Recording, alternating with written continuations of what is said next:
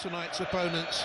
It will be tight. There have been just 11 goals in the last 10 meetings between the two, and we're off and underway on 5 Live for you then from Molineux, and you can follow tonight's game with the final score graphics on iPlayer, Red Button, and on the BBC Sports website as well, and we'll keep you updated with West Ham United against Bournemouth. What an inauspicious start for Calvin Phillips in a West Ham shirt, giving away that early goal scored by Solanke, as Manchester United look long and down the right hand side for Alejandro Garnacho with the startling tint to his hair, and he's playing on the right with Rashford off the left hand side, and it's going to be a throw in then to Manchester United to be taken by Diego Dalot, who will look infield. There's Mainu making a little dash towards him, and the TV cameras pick up a rather pensive, tense looking Erik ten Hag down there on the touchline. As we were talking in the build-up to the game, Paul, I don't think he's realised the implications globally of the Rashford thing, the way he's dealt with it, and almost tried to brush it under the carpet. I think the whole thing is Manchester United, isn't it? It's the global speculative that is Manchester United. Everybody's eyes are on, and if there's any leaks that come out, people will look at it and it will be big news. And I think that's one thing that did come as a surprise to Erik ten Hag, the actual global appeal and how interested everybody is in everything that goes on at this club. Fernandes, good reverse ball looking for Garnacho, covering back though for Wolverhampton Wanderers and getting the ball away. Whereas the left wing back on this near side, well, left centre back Torriby's playing very wide on this left at times to cover him behind Doherty, and there'll be a throw into Manchester United again to be taken by Dalot, who's starting his 28th game in a run of 31 for Manchester United. He has been consistent in their right full-back position, and Martinez now for Manchester United inside his own half, looking to the left-hand side, nothing on, shirt sleeves rolled up to 2 on his right wrist, on his left wrist I should say, as he rolls it away towards Luke Shaw on that far side from me, then in front of the away supporters in the lower tier opposite us. The clock, the black lettering on the all gold background shows 2017 Wolves 0, MUN 0, and Wolverhampton Wanderers pick it up and might now counter on their right hand side, and it's going to be a free kick as Semedo is so quick across the ground, is brought down. Yeah, quite clinical there by Casemiro. No surprise to see Casemiro picking up a yellow card. Maybe just how early it was in the game. It was a fantastic move by Wolves. I think it was Totti who just gets the ball out of his feet on the right hand side, escapes Luke Shaw, and Casemiro certainly wasn't going to allow him past. It was a good counter-attacking opportunity for Wolves. Casemiro takes a booking early on. He did 4 fouls against Newport County in the Cup at the weekend and was favourite to pick up a yellow card here tonight. Half-time at the London Stadium, West Ham, Bournemouth. John Southall. West Ham 0, Bournemouth 1. The goal 3 minutes into the game. Solanke with his 13th league goal of the season, gifted to him by Calvin Phillips. Semenya should have made it too. Terrific save from Areola. West Ham's one moment, Jared Bowen just needed to connect with a header. He missed it, saved by Neto. They've been good value for this Bournemouth. West Ham booed off. West Ham 0, Bournemouth 1. John Southall, very gifted long distance runner, by the way. Don't know whether you know that, Robbo. Mind you, I never saw him pass me down the mile in a London marathon. Just saying. Now it's away on that left-hand side looking for Garnacho, but Wolverhampton Wanderers. Oh, that's a racy back pass, isn't it? On that far side to the goalkeeper, but Sarr clears it away. The back pass was really steaming in there by Semedo. Yeah, that was Semedo. He just opened himself up, he turned round, saw his goalkeeper Jose Sarr, and I think it just come off the top of his foot, really put his goalkeeper in trouble. And Jose Sarr did something we don't often see goalkeepers do. They consistently try and make a pass. He realised he was in trouble and he kicked it out of play. Portuguese influence here tonight. Jose Sarr is in the Wolverhampton Wanderers side that has been so traditionally linked with Portuguese players. Semedo from Portugal, Totti Gomez is there as well, and 1 or 2 others. And here now is Garnacho from Manchester United. And in it goes to the penalty area by Dalot. Little turn just outside the penalty. It's 6-yard area, played back to Rashford. And wouldn't you believe it? Marcus Rashford puts Manchester United ahead. After 4 minutes, attacked by Højlund. The little ball slipped back to Rashford. And Marcus Rashford, for all the controversy, should he be in the starting lineup? Should it be disciplined more by Erik ten Hag? Has fired Manchester United ahead, just as he did here last season. Well, he's been in the headlines for all the wrong reasons. but it's taken him 4 minutes tonight to get on the score sheet. And didn't you just know it was coming? Didn't you know it was going to be Marcus Rashford? It comes from the right-hand side. Dalot doing some excellent work. Fires across the box, and Højlund's got his back to goal, surrounded by 2 Wolves centre-halves. Does really, really well. The ball gets away from him a little bit. Looks up. Who's there on the edge of the box? Marcus Rashford opens his right foot, curls it into Jose Sarr's left-hand top corner.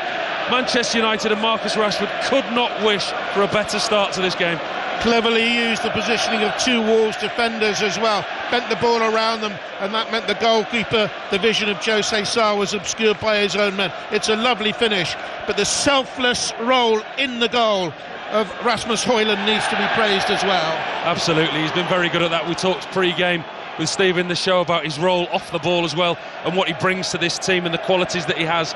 He may not be prolific yet, but there's potential there. But he showed there what he does for this team. He held the ball up in a dangerous area, saw Marcus Rashford very, very unselfishly set up Manchester United and Marcus Rashford to go 1-0 up. Missed the bus in advance of their game here last year, dropped to the bench, came off it, scored. Missed training, plays today from the start, scores again, and Manchester United lead. Here's Lisandro Martinez away to Dalot, and Manchester United knew they came into this under pressure from Wolverhampton Wanderers, who could have crept above them in the table. But it's not just about Man United here tonight, it's about this Wolverhampton Wanderers team with talent like Neto in the side, and he's on the ball and he sprays it from deep inside his own half away towards the right hand side, and here comes Totti Gomez now back towards the halfway line, and on that halfway line Tommy Doyle is there. Big Manchester connection, comes from the city, on loan from Manchester City of course. Back it goes then to Jose Sarr, all in pink as usual, the Wolves goalkeeper, who side foots it away, right foot away towards the far touchline, right hand side, and the flyer that is Nelson Semedo on the ball. Semedo back to Maximilian Kilman, who learned his football playing futsal as a youngster, indeed represented his country in that side of the sport. Doyle. A rude awakening for Wolverhampton Wanderers as Manchester United score early and lead 1-0 on 5 line. Now Dawson away towards the right side again. Wolverhampton Wanderers pick it up and look for Semedo, 10 yards inside the Manchester United half.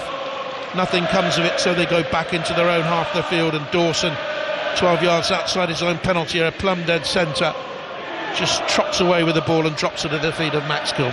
Yeah, they're just trying to get hold of the ball, Wolves. They're just trying to recoup after the early shock that they've had. Manchester United started this game extremely well, started on the front foot, great opportunity. Marcus Rashford took the chance, and this is the first little bit of possession that Wolves have actually had venturing into the Manchester United half. And this is a decent burst forward by Cunha, but he lost possession. Hasn't set the world on fire since the big move from Atletico Madrid, improved of late. And now Højlund goes down, no free kick given for Manchester United, and Wolves will bring it away with Semedo, who's already covered 25 yards. He's deep inside the Manchester United half now, drops it at the feet of Neto, coming in off the right hand side, checks back again, looking for a pass, allowed to roll 360 degrees. The gloved Wolverhampton Wanderers Portuguese international plays it away then towards this near side, and Wolverhampton Wanderers in control of the ball with Doyle to the left-hand touchline, and Doherty cuts it into the box. Neto facing away from goal, being pushed away from goal by Lisandro Martinez, goalkeeper. He's almost got a free role in that Wolves side, Neto, hasn't he? I mean, they play pretty structured with the back three centre-halves, the 2 wing-backs and the 2 sitting midfielders, and it's Bellegarde and Neto. They're supposed to play either side of Cunha, but Neto's that good. He's given a free role, he pops up all over the pitch. He's very, very important in their ball rotation and the keeping of possession. 1-0 to Manchester United. Bournemouth 1 up at West Ham United. What a week of sport we've had for you on 5 Live. Continues as well. France against Ireland, the big Six Nations opener, is at 8 o'clock on tomorrow night. The Rugby Union Daily Podcast on BBC Sounds as well.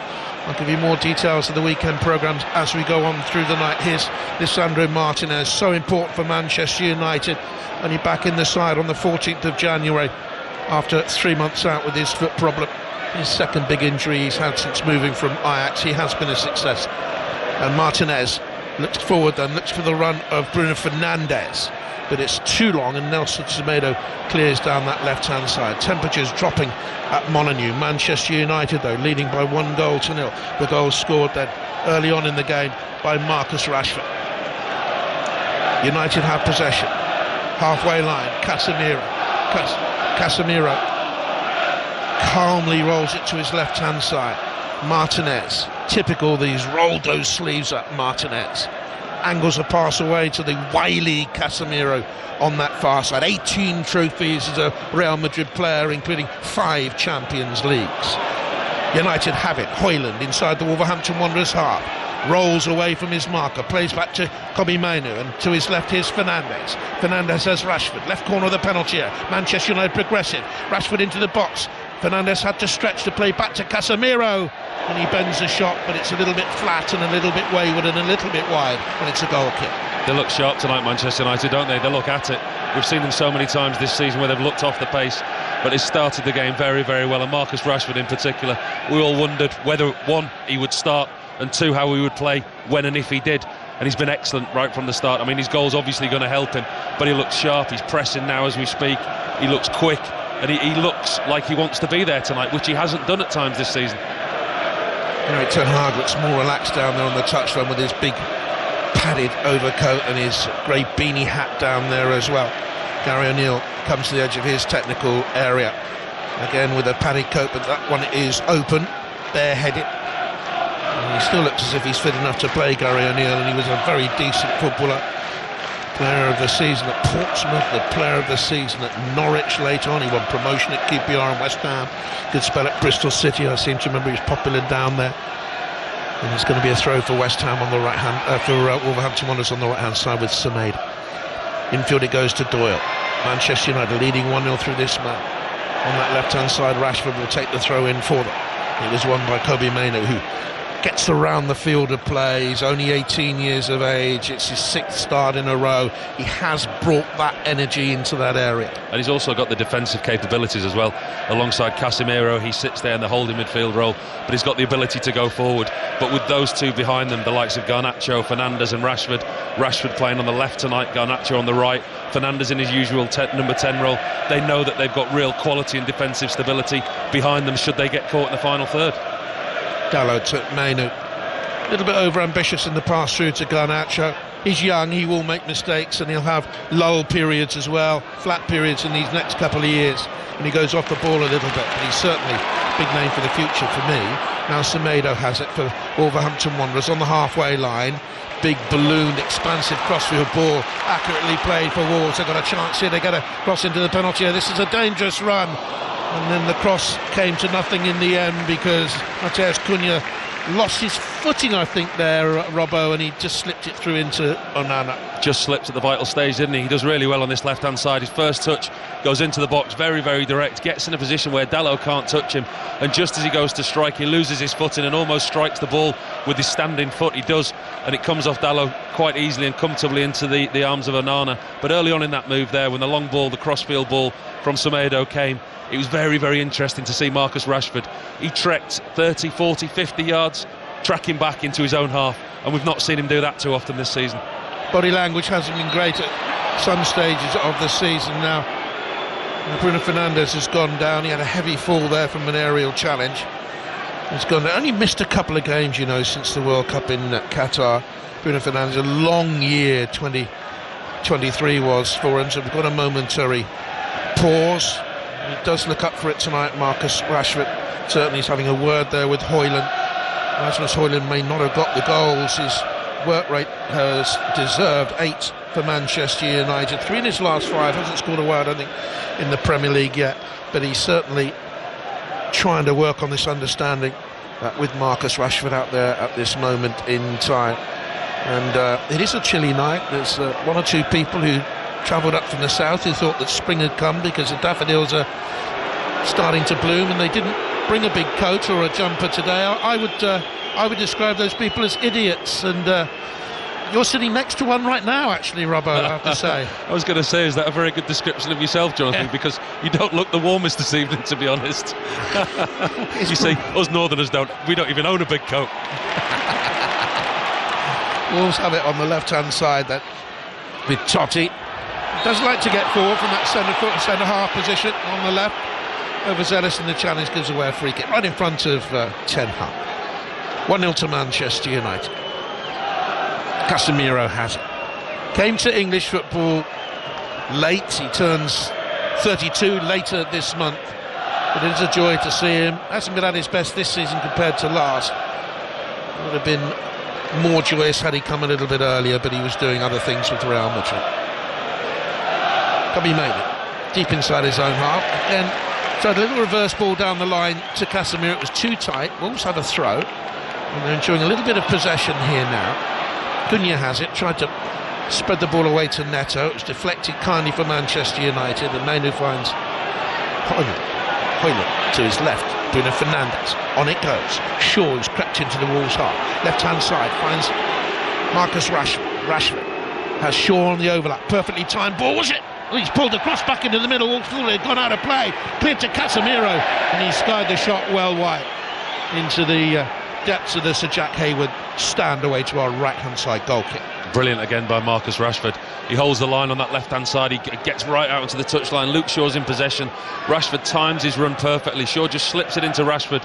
He's running one-on-one at Semedo. He runs past him, and then he times his pass back to Luke Shaw to perfection. It almost stops on the byline. Shaw just hooks his foot round it, and there's no Manchester United player in the box. But the understanding between Shaw and Rashford is clearly there already. Sorry, Paul. Just breaking news for you. BBC Sport understands Joe Hodge, who's on the bench for Wolves tonight, will join QPR on loan for the rest of the season after this game. Does Joe Hodge know that if he's sat on the bench? I wonder whether Gary O'Neill's told him. Gary O'Neill was a QPR player himself back in 13-14, part of a promotion-winning side. Here's Cunha. Cunha now to his right. Neto just outside the D. Semedo arriving. Too much weight on the pass. Had to veer to his right. Gets the cross back in. Deflected away off Shaw for a corner kick. They're pressing now. Really good by Neto. He just showed his quality there. Picked up the ball in a really dangerous position on the edge of the 18-yard box. Many would have panicked and looked to get rid of the ball quickly, but he didn't. He looked up and he turned. Saw Semedo in a really good position down the right-hand side. Slipped his full-back in, who's won his team a corner. Corner for Wolves. Gary Lamina is in there for them. Kilman is up from the back. So to Dawson, who's rolling around to the far side of the penalty area to get that header back into the 6-yard area. Nana comes very calmly and collects, catches, looks to clear away early, can't do so, he just holds on to the ball. Let me tell you about our Saturday games for you. On 5 Live, Newcastle against Luton, Premier League at 3 o'clock, but we'll have the full goal service as well across the country, and Dennis does a brilliant job with that. And then the 5:30 kickoff for you is Sheffield United against Aston Villa. Nana has it. I saw him play for Ajax in the the pomp of the Ten Hag years there when he got them to the semi-finals of the Champions League and won the league 3 times. He was terrific for Ajax, absolutely brilliant. With respect, the Eredivisie is very different to the Premier League, and Ajax do certainly play a very different way, a passing style, the way that they play out. And I think the one season that he had at Inter Milan in the Champions League final, I think he was excellent there. But the experience in the CV, a lot of games in the Eredivisie, but just one season at Inter Milan, and he's come to one of the biggest clubs in the world, and the microscope and the spotlight has been on him from day one, and he just doesn't seem to have got out of it yet, if you like. The potential is there, but performances haven't been. And he will have to be watchful at set pieces here today. That one didn't come to anything, but with Kilman, Dawson and Totti up from the back with their height, Manchester United could be pressed. Cunha looks for the run from the outside to the in by Matheus Cunha, and it's going to be cleared by Manchester United at the halfway line, where Dawson sweeps in on the half volley, plays to Doherty left side, 5 yards in from the touchline to Neto. Little jinking run, looks for Cunha, tries to chip it into the penalty area. United block. Garnacho touches it back. Dalot infield, and eventually a lovely pass by Casemiro sends Garnacho flying over the halfway line, being chased by Totti Gomez. He'll split it left, he'll look for Rashford, and he's ballooned the cross, and it's away for a goal kick, and it's a wasted opportunity. And Garnacho knows that with the silver tinted hair as he swings his hands down by his side disconsolately, and it's just a goal kick. Such an easy counter-attack for Manchester United. Wolves committed far too many bodies forward. Casemiro on the edge of his own box takes it down on the chest, literally just loops the ball over the top to Garnacho, out sprints Totti, and he gets into a position where he takes one touch too many. Marcus Rashford's across the other side of the box, should have played it earlier, had one touch too many, allowed the defender to get back, and it came to nothing. Doherty Plays back to Tommy Doyle. And Tommy Doyle, who had a very good spell with Sheffield United on loan, you remember. Gets it away finally to Semedo on that left-hand side. Now Neto cuts in from the right-hand touch, and he's so quick across the ground, and he plays a good crossfield ball away to Cunha. Cunha now to the edge of the penalty area, looking for the run in there. I think it was Semedo who continued the run off the right-hand side and was in the penalty area, was it anyway? Now Doyle has it for Wolverhampton Wanderers. Now there's Semedo, who's stayed out on the right-hand side. Semedo has it then for Wolves. Into the penalty area, will try and get a shot away. It's blocked by Shaw. Comes back, hits Fernandes in the unmentionables. Spread by Lamina into the penalty box with a little right-to-left 25-yard chip ball.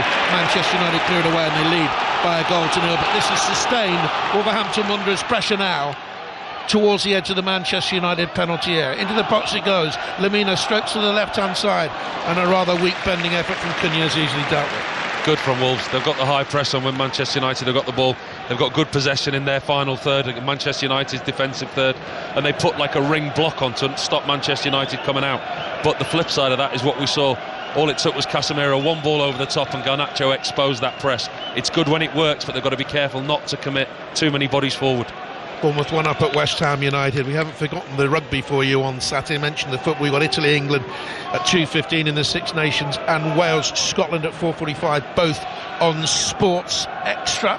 Great to see the Six Nations back with us all, because for me, although it seems we're in the depths of winter, it's the start of spring, and soon we'll have the Cheltenham meeting and then the Grand National, and then we'll be through to the summer and the European Championship live on 5 Live for you and all across the BBC. And here's Dalot now for Manchester United, crosses the halfway line, spins the ball outside of the right foot to Garnacho. Garnacho allowed to go infield here by Totti, and he plays it to the left hand side, and Rashford now for Manchester United has Shaw steaming up outside him. He goes into the penalty area, Shaw dead ball line, in comes a cross, into the back of the net it goes, and Manchester United have a second goal. It came off Hoyland in the end. It might have come a little bit off Dawson, but it was a really well worked goal, and United are 2-0 up.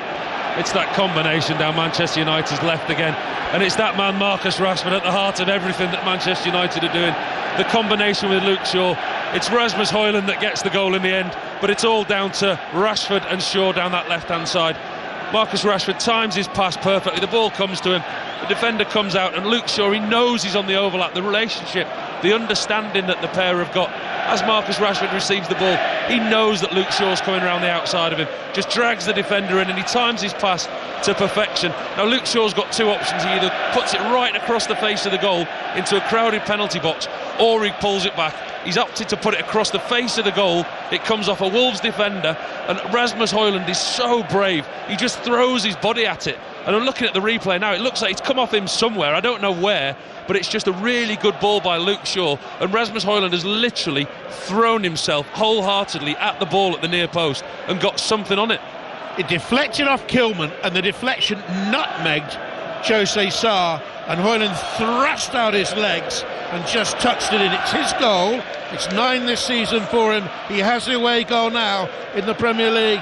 He netted against Newport away in the Cup at the weekend. His work rate deserves a goal, deserves the goals that follow, and he has 4 in 6 now. Manchester United very much in the box seat now, and that comes at the end of a good period for Wolves without really greatly threatening. But they show what they've got on the break, Manchester United. They show the pace and the quality that they've got with Garnacho on the right hand side, Rashford on that left hand side. Yes, Wolves had some good sustained possession in the Manchester United half, but that's the second time. They had the warning earlier on when Casemiro put Garnacho in, they broke the press, and exactly the same again within 3 passes. Manchester United are in the Wolves half, and it was great counter-attacking football at real pace. Don't forget, this is a Wolves side that has beaten Manchester City here, has beaten Tottenham here, has beaten Chelsea here this season. This is a good Wolves team, a very improved Wolverhampton Wanderers team under Gary O'Neill after the poor start of the season. But Manchester United are shredding them, and on the counter Fernandes fizzes a 40-yard ball away to Rashford, goes up through the gears into the penalty area, drawing Semedo towards him. Maybe overdid it then. Semedo stood him up and forces him out wide towards the far side. One thing I'll say about Semedo is Manchester United constantly look for Rashford. He's got a back 3 inside him. Does he need to keep coming in narrow? Why does he come in narrow? He knows Rashford's out there. Well, he's so exposed, he's not getting any protection in front of him, because in front of him is Bellegarde, Neto. we've talked about Neto and the way that he roams around the pitch, and if Neto just roams over to the left-hand side and Bellegarde happens to be there as well, Rashford's wide open on his own in front of Semedo. Semedo's got absolutely no cover whatsoever. For all the attacking prowess that Neto gives Wolves, the lack of tying him down to a position almost means that either fullback at times is isolated, which we saw down this right-hand side with Garnacho, and we've seen it twice now with Rashford. Free kick for Manchester United. Will be off to the London Stadium in just a moment, because this is a dangerous situation that Manchester United will look to create a third. Bruno Fernandes stands over the free kick. Referee put down the old shaving foam.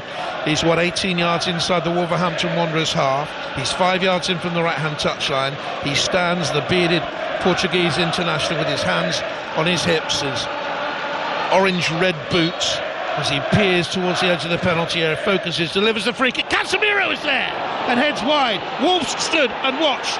Lovely free kick routine, and it should have been 3. What an opportunity for Casemiro. I'm sat here thinking he's not hit that properly. I'm thinking he's mishit that, but that's a clear training ground routine. Bruno Fernandes has whipped the ball and he's bounced it in front of Casemiro, in front of the Wolves back 5. The free kick's gone in at the near post and Casemiro gets his head to it, and he should do better. Off to the London Stadium, West Ham, Bournemouth, John Southall. West Ham 0, Bournemouth 1. Just a chance there though for West Ham in this second half. Free kick on the right hand side. Ward-Prowse, Souček with the header just wide of the left hand post, just stirring West Ham, but they trail Bournemouth by 1-0. Just stoking it up a little bit there, West Ham United against Bournemouth, you might say. Here, West Ham United, Wolverhampton Wanderers might stoke it up as they try and get back into the game, because what they have is a free kick. Neto cut in from the right-hand side, was clearly foul, Paul, and it's a free kick here for Wolves. And what are we talking here, 24 yards from goal? 24, 25 yards from goal on the angle. It's a really decent position for Neto to get it up and down. It was a real lazy challenge from Bruno Fernandes. Neto did really well, cut inside Shaw, skipped inside Fernandes, and Fernandes just hung his leg out there, really lazy. It was a cheap free kick to give away. Now, what's Onana doing with his wall here? Where does he want to make sure he's covered here, Paul, do you think? Well, he'll be covering the goalkeeper's side, the near post, and he'll take the far side. But in all fairness, if a goalkeeper of his quality, you don't really need a wall from this type of distance. He shouldn't get beaten from here. Sometimes the wall is more of a distraction. Doyle stands one side of the ball, he hits it, bends it, and Onana got it right. It came straight at him, he patted the ball down, he didn't save it first, and we very rarely see goalkeepers do that nowadays. He made sure that he got it at the first bounce after the pat down, and Manchester United get it away. It's twice tonight Onana's handling hasn't been what it should be. A couple of balls have come off the goalkeeper, and that's been hypercritical, but his handling in situations like that where attackers are closing him down, you would expect it to be cleaner. Could be wrong. Manchester United fans will hope I am, but it doesn't look like a marriage made in heaven. Onana as a Manchester United goalkeeper for the long-term future. Here's Garnacho towards the edge of the penalty area and forces the corner off Toti Gomez. So it's a corner kick for Manchester United on their right-hand side. They've done really well in wide areas tonight, Manchester United. The lack of cover that Wolves are giving their fullbacks in Doherty and Semedo. Bellegarde and Neto are not getting in front, they're not tracking back, they're not doubling up, which is giving Manchester United the option with Garnacho and especially Rashford with Shaw on the overlap. They've had so much joy in wide areas. Wanted to be taken by Bruno Fernandes. Edge of the penalty area, made it completely free. No one within 2 or 3 yards of him initially. Finds Fernandes to the far side of the box. Rashford into the penalty area. Really looks lively. Really does tonight. Back to his best. Fed Garnacho. Good foot in there though by Bellegarde. We've seen very little of him as an attacking option, John Rittner-Belder, but he did okay there defensively. Okay, I saw him so many times as a Strasbourg player, and I thought he was okay in the work that I do on Ligue 1 football, but I wouldn't have necessarily had him down as certainly as a goal-scoring Premier League player. He's got a couple for Wolves so far, but he hasn't really got into the game attacking today. No, nobody in a Wolves shirt has got into the game in attacking wise today. I think they've been shell-shocked really, the way that Manchester United have pressed them, kept possession, and the way that they've started the game. Manchester United, as we know, the inconsistency that they've had. I mean, 9 of Manchester United's 10 league wins have come by a single goal, yet they're 2-0 up here very, very early on in the game, and looking like a Manchester United side that, do you know what, in all honesty, you would expect to watch. Wolves knew they needed strengthening in terms of potential goal scorer. They were after Yuri Alberto, the Brazilian international, 22-year-old Corinthians player, and I think it went a long way between the player and Wolves and the selling club, and I think it was nearly done, but it hasn't been done. Finally broke down, I gather, I'm told tonight. Whether or not it'll be revisited again, we'll wait and see. He's got 22 goals in 81 games for them, made his Brazilian debut last year. We'll wait and see if that happens in this. I don't think it's going to happen now this window. There's a throw to Manchester United right down below. It's right in front of Gary O'Neill. And Gary O'Neill's just made a really interesting tactical change. Spoke there about the wide threat that Manchester United have got. He's switched his two wing-backs. Doherty's gone over to the right-hand side and Semedo's come over to this left-hand side. And I'm sure that's down to the threat and the problems that Marcus Rashford have been causing him. He's made an obvious tactical change. He's literally switched the full-backs from each side. And now Doherty's literally standing on Marcus Rashford's toes. Garnacho gets in behind Totti on this right-hand side. United 2-0 up at Wolves. Garnacho, 10 yards to his left, finds Bruno Fernandes. Pushes it through towards Højlund. It's closed down on the goalkeeper, whose clearance bounces back off the Danish international and very nearly into the back of the net.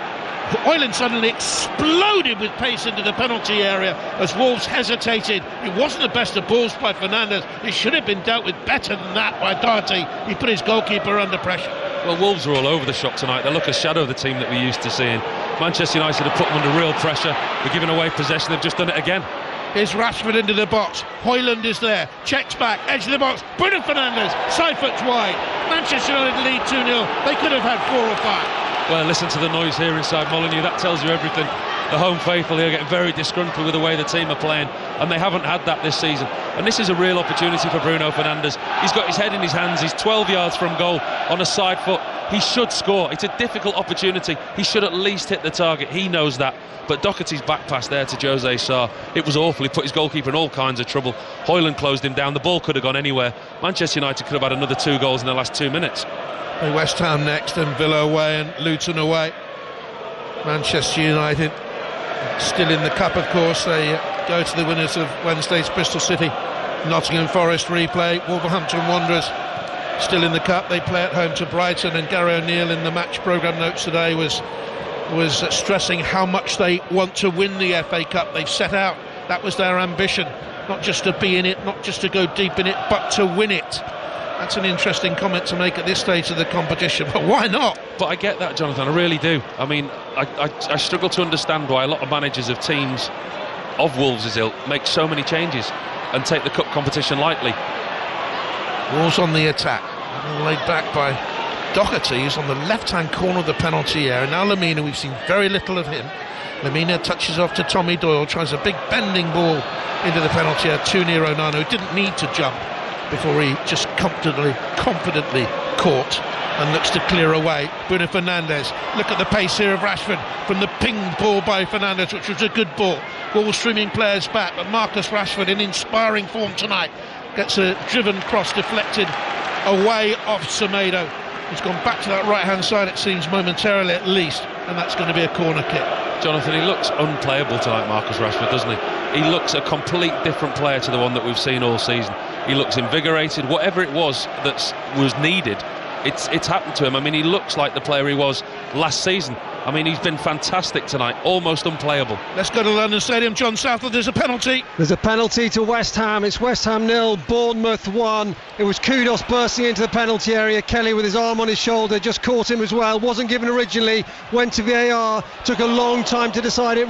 Tim Robinson went to the screen and is given it. And James Ward-Prowse will take this one for West Ham. 4 goals so far this season for Ward-Prowse. There's a hush around the London Stadium. The referee just gets the Brazilian back on his line, Neto, and here we go. The whistle's blown. Ward-Prowse straight down the middle, and West Ham haven't been great tonight, but they're back in it. West Ham 1, Bournemouth 1. You'd certainly back James Ward-Prowse, wouldn't you, from any sort of set-piece situation. Manchester United might have had a third here. Raphael Varane hooked the ball over from just inside the penalty area. Decent effort from the big centre-half who'd gone forward looking for his second goal of the season. Wolves are all at sea. And whatever Erik ten Hag has said to Marcus Rashford in the last few days, it has paid off. He's been the star of the show. Here's Garnacho. And we were mulling over whether or not ten Hag had it right, the way he's dealt with it. Whether he read the right act, whether it was a final warning, we don't know. no idea, but he said it was dealt with. Marcus Rashford, importantly, he said, has accepted responsibility, and we move on. And tonight, he's been brilliant, Marcus Rashford. Now Lamina, centre circle. Wolves trying to forage a way back into the game. Semedo thought about going with him, but then checked back. Needs to get out wide, one of the two. Semedo now rolls it back towards Lamina, and Semedo has gone wide. And Manchester United have let him get space to get a crossing, headed away in the middle by Lisandro Martinez. Rashford edges it on. All this far side with Manchester United leading 2-0 on 5 Live. Far touchline from us now. Wolverhampton Wanderers have possession with Nelson Semedo, the Lisbon-born Portuguese international. And away now towards Totti Gomez from Guinea-Bissau, Portuguese international. Has it back again, starting his 20th game in a row for Wolverhampton Wanderers. Tommy Doyle, square ball into the centre circle, and Lamina finds that the right-hand side, gets it back from Max Kilman. And here's Dawson. Pace of the game has dropped a little bit now as we come into, what is it, the 36th minute of play, 37th minute of play perhaps, 36th it is, as I look away towards the giant screen in the far right-hand corner from me, where it shows that Manchester United are 2-0 up. And Rashford gets a block in. Everything's going right for him tonight, and it's a throw to Wolves. Erik ten Hag will be absolutely delighted with what his team has shown him tonight, especially Marcus Rashford. Everything that he's asked from his team, they've executed the game plan to the nth degree. I mean, what he'd have wanted from tonight was to come away from here with a performance, probably a victory, and to have no more headlines surrounding Marcus Rashford. At the moment, he's getting a fantastic victory and a man of the match performance from Marcus Rashford. Well, against a informed Tottenham, they got the draw. Struggled at times to see off Newport. Ten Hag said he had no worries. They're very good here tonight, but they're defending now as a ball from Neto was dangerous, and it needed a half-volleyed intervention by Lisandro Martinez to clear it away for a corner. When Neto's on the ball, Wolves inevitably look dangerous, and they now have a corner kick. Good clearance by Martinez, who's so consistent as a Manchester United player. Corner ball taken short. Neto has it, drops his shoulder, takes on Garnacho, crosses toward the far post. Doherty is there to hit back across the goal. Lamina was involved, and back for Manchester United to clear it away as the athletic Raphael Varane. Does really well there, Varane. Doherty just about to pull the trigger, and Varane just nicks it off his toe. But a decent little bit of possession for Wolves, who have it still now. Centre circle, trailing 2-0. Tommy Doyle. Doyle looks left, plays it away towards Neto. Neto, so important for Wolverhampton Wanderers, not just today but for the future, but will they keep it? Doyle has it now, angles it in towards the Manchester United penalty area, but coming short is Matheus Cunha. Was he fouled by Casemiro? No, says the referee, who was right there, and Manchester United break again, and Højlund finds Garnacho, and Garnacho to the edge of the penalty area, tried to slip it into Bruno Fernandes, was caught after the ball had gone, but it wasn't the best of passes. Wolves clear, only as far though as Dalot goes down, fair challenge on him, Dalot stays down. Wolverhampton Wanderers look to break. Matheus Cunha has Rick Bellegarde ahead of him, but there was crossed wires there. Where was Bellegarde going with the run? Manchester United have it back. Just made the wrong decision there, Cunha. He was running down a dead end, and Bellegarde didn't help him. When you're running like that into the defensive back four of Manchester United, Cunha, he doesn't want Bellegarde coming into his space. Bellegarde needs to go wide, he needs to make a run in behind. He didn't, he almost closed his space down, and Cunha was left with no option. Casemiro came in and took the ball off him. Manchester United's next game against West Ham United at home is live on 5 Live. On Sunday, the 2 o'clock kickoff. The 4:30 big one, Arsenal-Liverpool, is also live for you on 5 Live. Chelsea-Wolves, Sports Extra. Bournemouth-Nottingham Forest, Sports Extra earlier on in the afternoon. And it's going to be a throw to Wolverhampton Wanderers, halfway line, far side from us. Semedo, yard inside the Manchester United half. Awkward throw that for Doyle, came at him at an awkward height. And then Dawson tries a massive crash crossfield ball away to Doherty, who can't keep it in play. Manchester United leading 2-0, have a throw in, and let's go back to the London Stadium. West Ham United had tied it up against Bournemouth. The last we heard from John Southall. It's game on here now. West Ham 1, Bournemouth 1. Great response from Bournemouth though. Lloyd Kelly overlapping down the left hand side. His effort saved by Areola at his near post, and then Ryan Christie, edge of the area, just wide of the right hand post. West Ham have a free kick on the edge of the area. West Ham 1, Bournemouth 1. Sounds like a good game down there. You can also hear that, by the way, on Sports Extra at this moment in time. Conor McNamara and Matt Jarvis, the commentary team down there. Lovely to be able to work with Paul Robinson here at Molineux, where Manchester United have a free kick for a little push on Højlund. They're 2-0 up, they're playing very well. We've talked about Rashford, we've talked about Højlund, but Wolves aren't out of this at this moment in time. They need a little bit extra in front of goal, but they're not out of it. Listen, Wolves are very good at home, and they'll be shell-shocked the way that they've been hit by Manchester United. Manchester United have played on the counter-attack at times, and it's really worked for them. The pace that they've got in the wide areas, and they've hurt Wolves. But Wolves have got a fantastic home record, 9 unbeaten here, and Gary O'Neill will just be looking now to get to half-time. He'll be able to make his tactical changes. He's already made a tactical change. He's swapped his full-backs. He's now swapped them back over again. So he's tweaking his formation during the game, but he'll be looking now to get into half-time, damage limitation, and get his message across to his players. Go to United. Semedo and Lemina tried a very quick interchange on the Wolves' right-hand side. Let's not forget they've already scored this season as many goals as they got in the whole of last campaign. Wolves, and as Robert was just saying here, they're a very difficult side to beat on this ground anywhere really. They're unbeaten in their last 8 games coming into this, very professional in the way they saw off West Bromwich Albion in turbulent circumstances at the weekend. Onana will clear it away for Manchester United, looking for Luke Shaw. Wasn't the best of clearances by the goalkeeper really there, too high for Shaw. Wasn't the best move, wasn't the best option. Anyway, Wolves have a throw in, and they pull it back then towards Dawson, inside his own half, about 12 yards outside his penalty area. Angles the ball across the turf towards Kilman. Now Lemina coming short with Bruno Fernandes on his case. Rolls out towards the right-hand touchline. Touched down that line by Semedo, looking for Bellegarde. Foot in, throw into Wolverhampton Wanderers. Gary O'Neill prowls the near touchline, has a look out, scratches his cheek. To his left-hand side, 10 yards away is Eric Ten Hag. The fourth official moves out between the two of them. It's Graham Scott down there, I think, in the bobble hat, or the beanie. Yes, it is, as he turns there.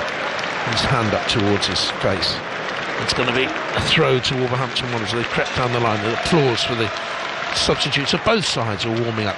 6 yards to my left-hand side. Cold night at Molineux.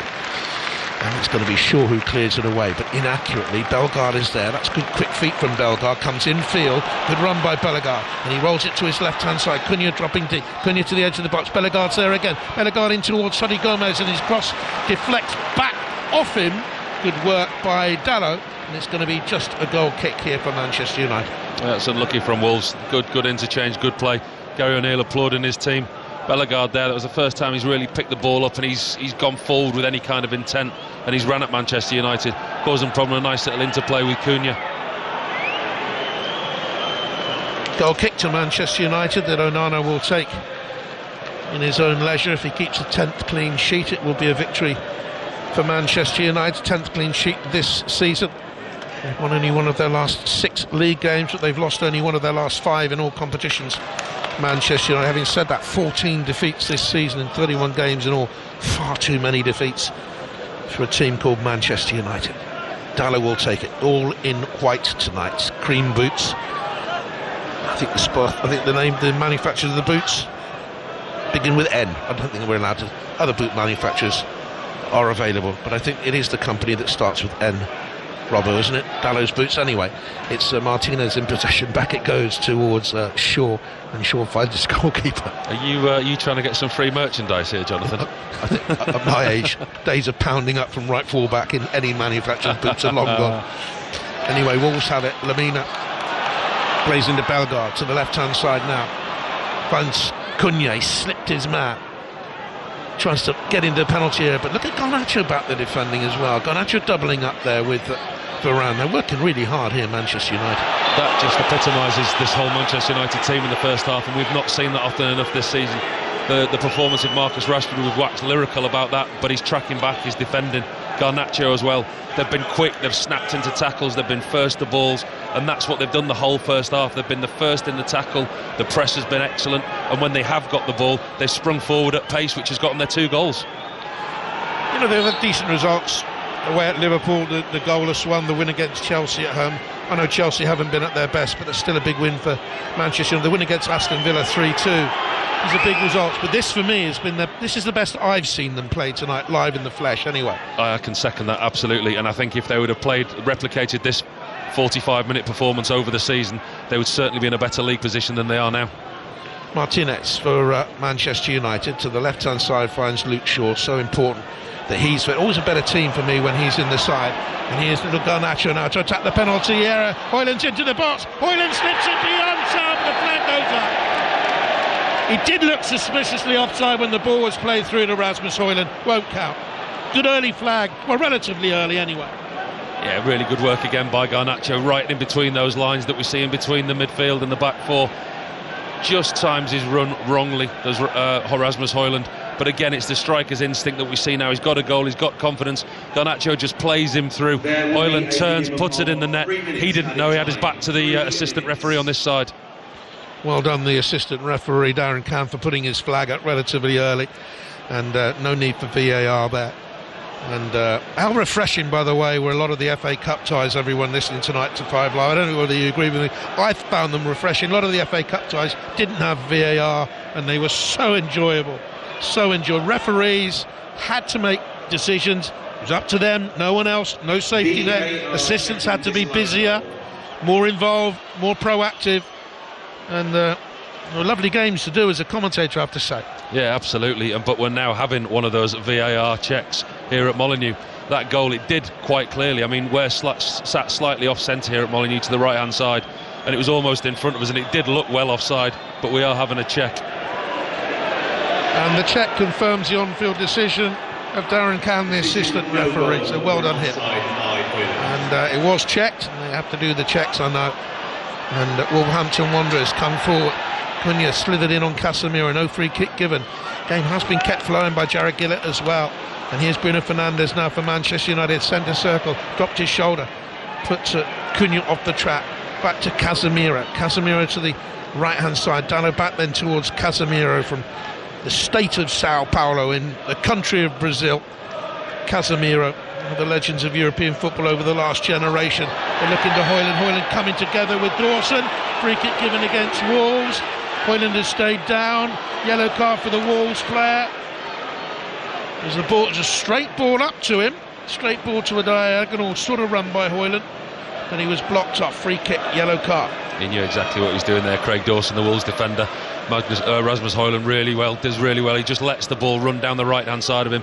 Dawson knows that he's got the turn on him. He's one of them where he just kind of stands there and holds his ground, almost to say, well, it wasn't a free kick, referee, but the Wolves defender knew exactly what he was doing and took Hoyland down in a dangerous area again. Bruno Fernandes stood over the ball right in front of us with an opportunity to deliver into the box. Had 2 minutes of stoppage time. It's possibly the last attack of the half. West Ham 1, Bournemouth 1, and the other game in the Premier League tonight as the midweek matches come to an end and we build up towards another fascinating weekend on 5 Live and all across the BBC. Bruno Fernandes takes the free kick into the box. It is 3 now. Oh no! Flag's gone up again to deny Casemiro. Offside. That's his 4th effort on goal, by the way, in the game, Casemiro.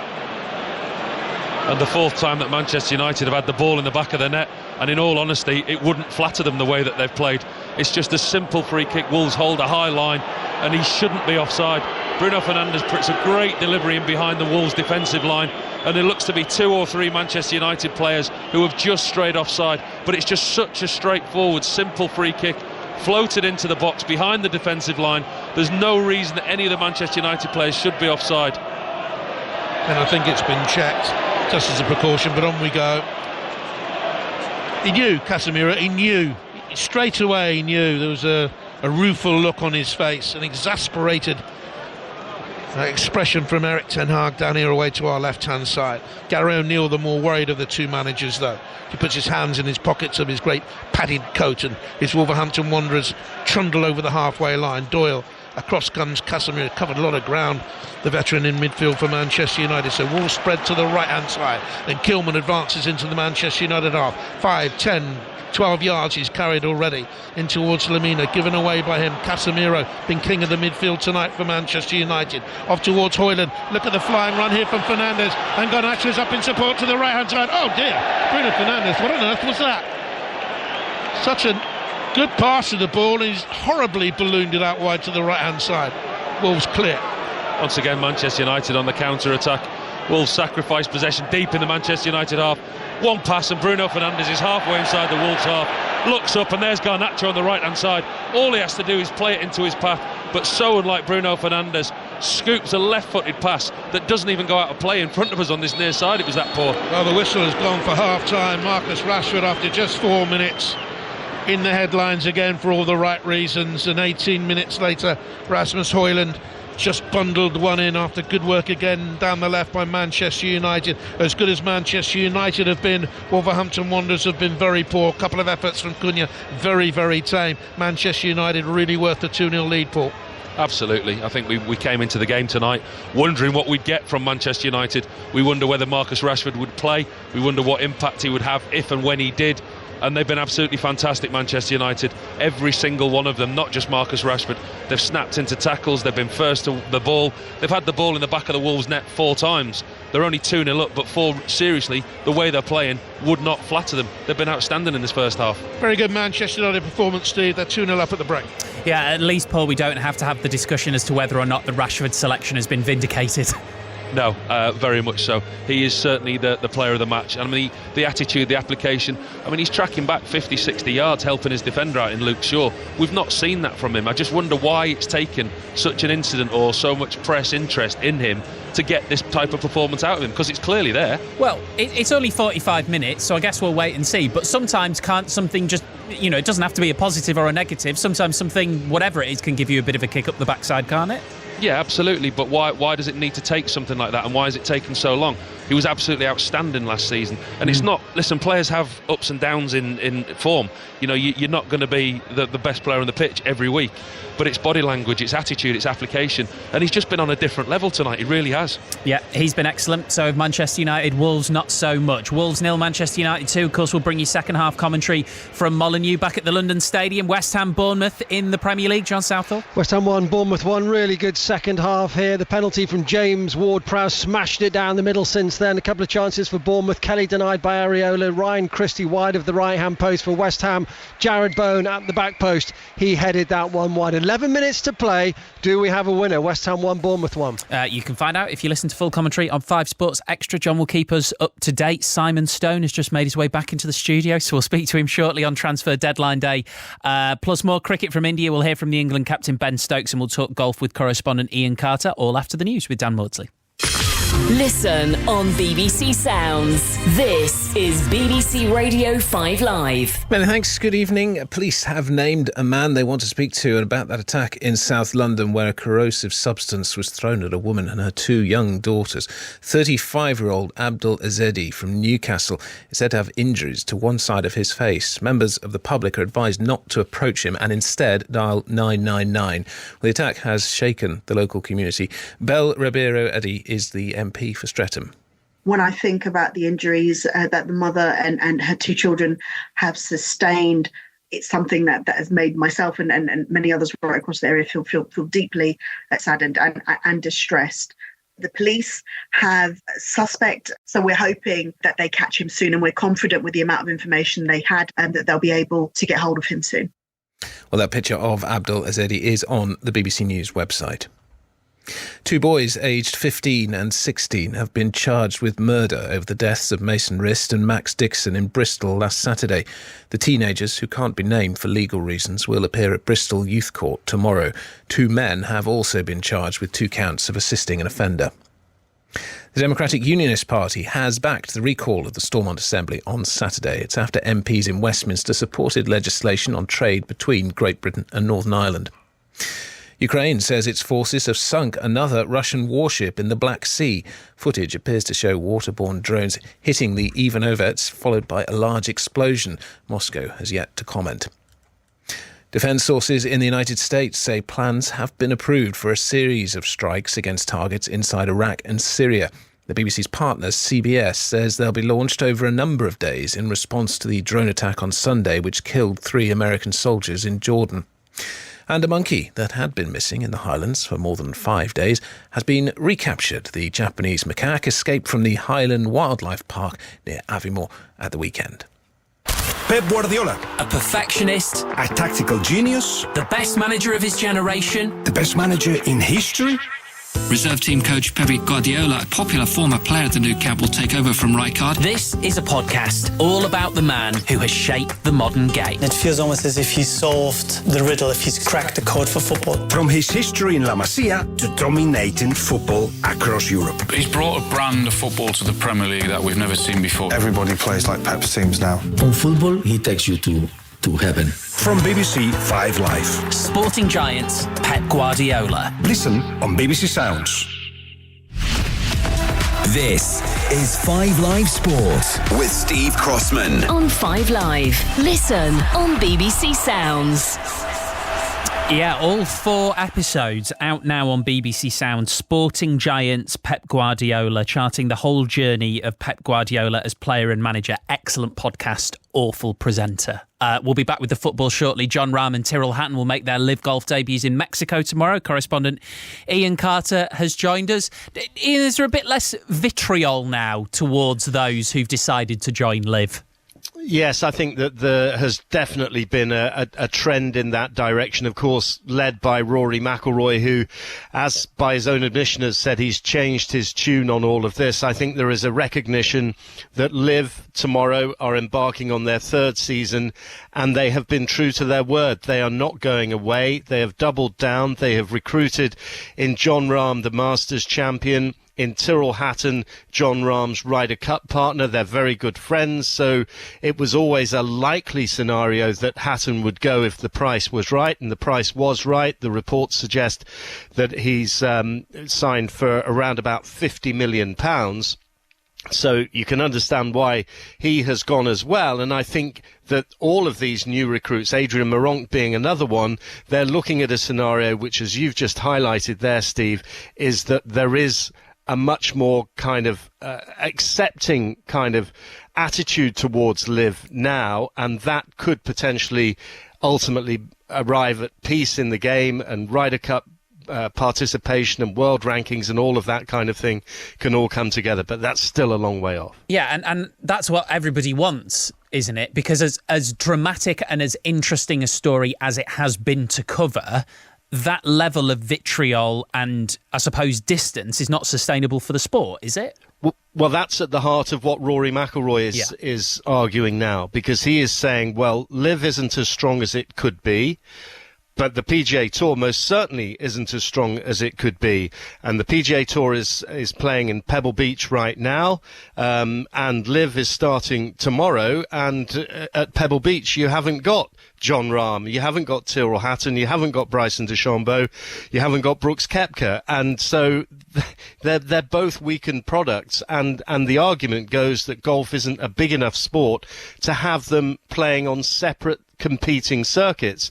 There needs to be a coming together. That's certainly Rory McIlroy's argument. He has resigned from the PGA Tour Policy Board, and while he has outwardly said that the reason behind that was to concentrate on his own golf, I'm sure there is an element of that, but equally I think that because he has moved from the policy board, he's not bound by collective responsibility, and he is able to publicly say the kind of stuff that he's been saying so far this year. And just briefly, Ian, you were saying there about the PGA Tour isn't necessarily exactly where it would like to be. Nothing $3 billion couldn't solve.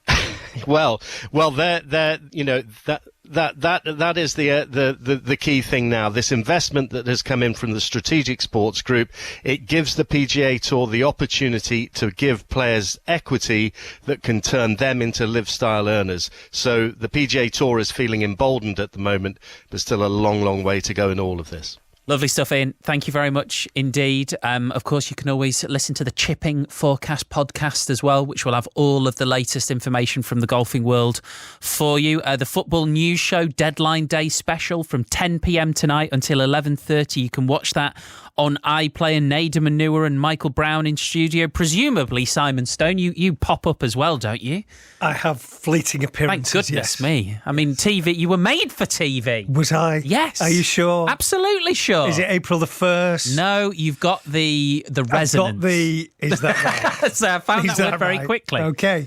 I'll look in my dictionary to see what that means when I go out of the studio. It's a good one. Is Armando Broja going to go to Fulham? He is. Yes, okay. That is exactly what we think is going to happen. It's one of the wrap-ups that we're waiting for. Saeed Benrahma West Ham to Lyon. Matt Sells, Nottingham Forest from Strasbourg for about £5 million.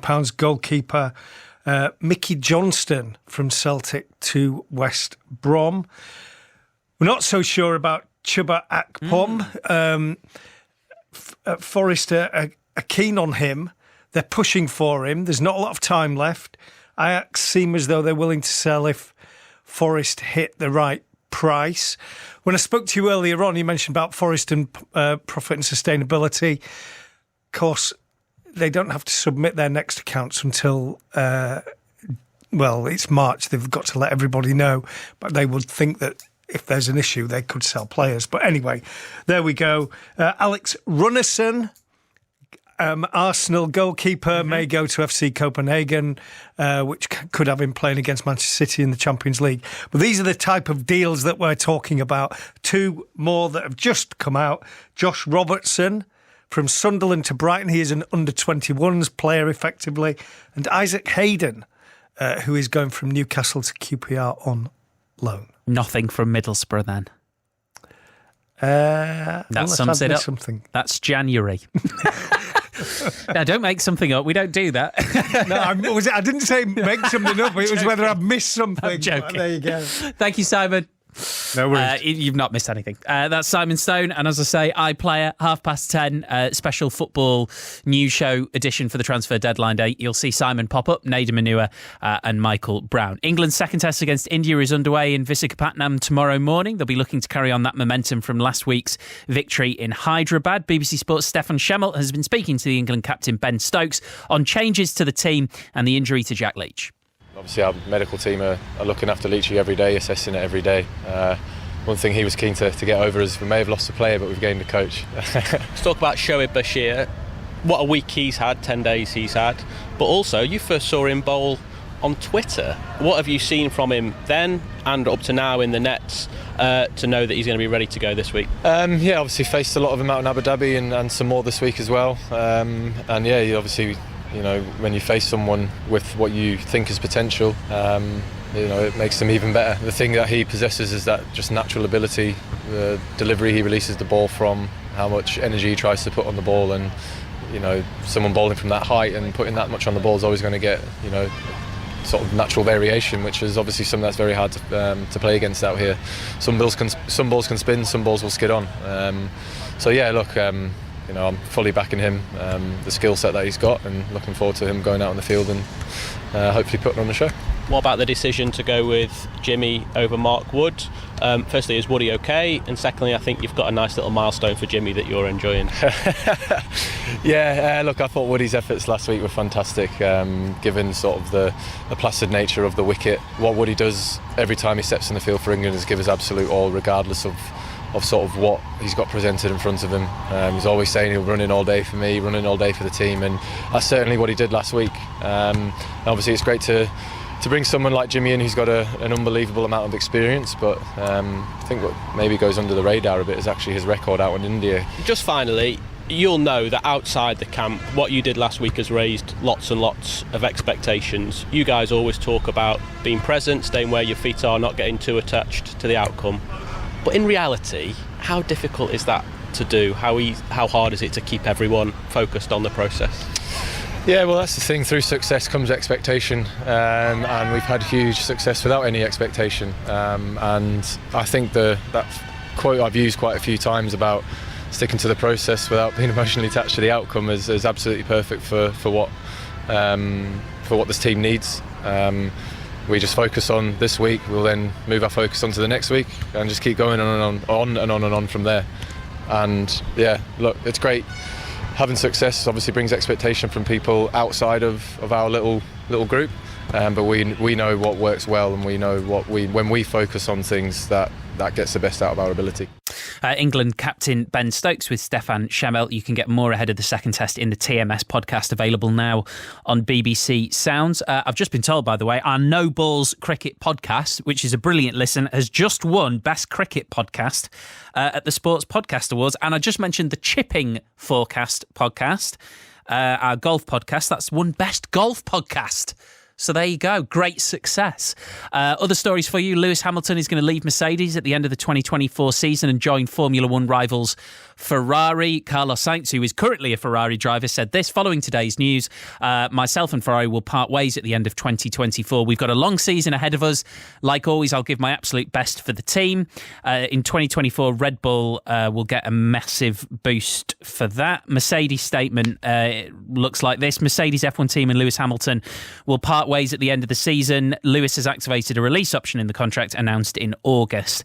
And Brighton Women have sacked head coach Melissa Phillips. She leaves the club 10th in the Women's Super League, 6 points above the relegation zone. Players are back out on the pitch at Molineux. Remember, in the Premier League, if you go over to 5 Sports Extra, you can listen to full commentary of the game between West Ham and Bournemouth. Currently, it is West Ham 1, Bournemouth 1. Here on 5 Live, we're focused on Wolves 0, Manchester United 2 with Paul Robinson and Jonathan Pearce. Thanks very much, Steve. No changes by the manager at half-time. Manchester United 2-0 to the good through Rashford and Højlund. Interesting news there about Brighton changing their women's manager. They've had problems with the manager, changing managers now for the last couple of seasons. That's another one into the job there. Well, Gary O'Neill, as the Wolves manager, had done a very good job there this season so far, but he would have been slightly bereft at the way his team defended against Manchester United in the first half. United's counter-attack shredding them at times. Wolves in the old gold and black, kicking from left to right in this second half then, with Sarr in goal, Kilman, Dawson and Totti Gomez, their centre-back trio, Semedo and Doherty, their wing-backs, Lamina and Doyle at the heart of the midfield, and Neto, Bellegarde and Cunha, their front three. And Manchester United all in white: Onana in goal, Dalot, Varane, Martinez and Shaw, Casemiro and Mainu, and then you've got Garnacho, Fernandes, Rashford and Højlund. Mainu drops back into his own half. Manchester United feed Fernandes, and a big pinged ball arcs away towards the fleet-footed Garnacho. Balls it back to Fernandes, takes a touch, maybe a touch too much, and the shot was blocked by Dawson. Manchester United sweeping away beautifully on another counter, lead by 2-0. Wolves try to clear their own half with Lamina, caught in possession initially, but he's there to tap back now to Doherty. Doherty away towards that left-hand side. Momentum slows. Manchester United, a line of 5, steady and well positioned as Casemiro dropped in there to augment as well. Force Wolves back, they have possession. What a start to the second half that nearly was, Robert. Well, it's just another example of Manchester United's threat on the counter-attack. Gary O'Neill's obviously put a flea in the ear of his Wolves players. They come out, they pressed high, they were pressing Manchester United. They looked to be in a good position, and with one foul swoop of Fernandes' right boot, Garnacho's in. They're on a counter-attack and they're in Wolves' box within 2 passes, and that's the threat that Manchester United pose on the counter. Wolves have it with Max Kilman, who's come up through non-league football, having been rejected at Fulham's academy, Gillingham's academy. They're under Welling and Maidenhead. They're now playing the likes of Manchester United in the Premier League, of course, on a regular basis. Here's Dawson, been there, done it, bought the t-shirt. A good ball it was, up through then towards Lamina, and Lamina was brought down by Martinez, and that's a caution for the Manchester United defender, who got it wrong, really mistimed the challenge and deserved the yellow card. Can't really argue it, wrong side to make that challenge, giving away a free kick in a dangerous area. Yeah, it's a dangerous position for Wolves, and especially with somebody like Neto on the pitch with his left foot. It gives Wolves an opportunity from a set play to try and give themselves a leg up and back into this game. They've started on the front foot. They were poor for their own standards in the first half. They've come out with more intent in the second half, and they've got an opportunity now to put the ball in the box and cause Manchester United problems. One Manchester United mistake may let Wolves back into the game. Everyone for Manchester United is back in or around their own penalty area, all goal side. Doyle stands to the left of the ball, maybe his free kick. Neto right-footed, but they have to wait, and they shrug their shoulders and look frustrated as the referee Jared Gillett has a word with the both sides on the edge of the penalty area. There's a bit of a coming together there. Neto takes a free kick, it's high, it's arcing, Onana's come, didn't get there, the header's off the line by Martinez. Goalkeeper Kane was left hanging out with the washing. Wolves have a player down, it was Kilman, I think it was his header actually. Cleared off the line by Martinez. Wolves press again. Look for Doherty on the edge of the penalty, and Mainu was there to cover. Here's Fernandes. Good game of football now developing. 2-0 Manchester United lead. Well, Onana's made a real mess of that cross. He's come out and he's absolutely flattened Max Kilman there. A great ball in from Neto. Neto's incensed. He's sure that his side should have a penalty. He's still going on at the referee now, asking why aren't VAR checking this. Onana comes out and he completely misses the ball, and it's the fact that Kilman gets his head to the ball, I think, that saves Onana. Kilman gets there first and heads the ball, but then Onana completely cleans him out. He was nowhere near the ball. Well, it's happened before, hasn't it? Opening day of the season, as he absolutely battered into Sasa Kalajdzic, and Wolves didn't get that penalty at Old Trafford. Now here come Manchester United. Great run by Rashford, right hand side of the penalty area this time, trying to chop the cross back in, blocked by Dawson. Wolves clear, and it is a Manchester United throw, given belatedly by the assistant referee on the far side, Derek Eaton. Wolves aren't happy. They're unhappy with that decision. They're not happy about the one at the other end. We're seeing a replay now. Well, Neto's still chasing referee Jared Gillett around the pitch, asking about the penalty. And I mean, it turns out to be a great clearance. Martinez, I think it is, because Kilman gets a really good header in front of Onana. It's going towards the Manchester United goal. Martinez slides in and hooks the ball clear, but Onana makes a real mess of the cross. What part of the ball did he get, Paul? What part of the player did he get? He wasn't even in the same postcode as the ball. That was a good show. It wasn't reviewed, or if it was, we don't know about it here. We certainly didn't get a message or any sort of signal that it was being reviewed. And we also feel hard done by again. Here's Casemiro. Turns it around the corner to Bruno Fernandes. Good understanding. Back to Casemiro, centre circle. Angles a pass to Luke Shaw. Shaw, foul. Neto, frustrated, retrieves the ball and then leaves it to where Manchester United will take just inside the Wolves half. You've got to be careful, Wolves, because there is a little bit of frustration creeping in. You can see Neto there berating at the referee, snapping into tackles and maybe making challenges they wouldn't necessarily make.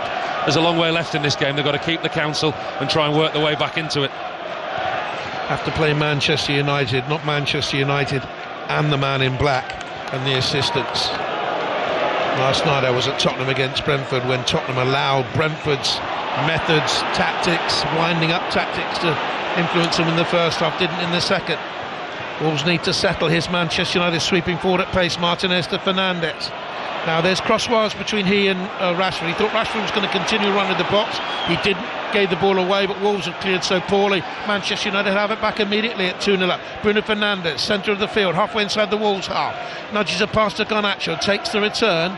Working his way out towards the far side is the backtracking Dalot to give himself room.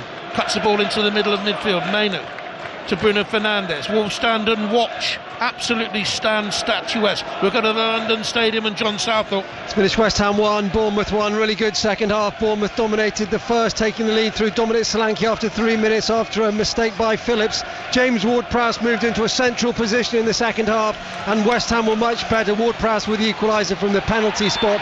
Both could have won it. Areola denied Kelly.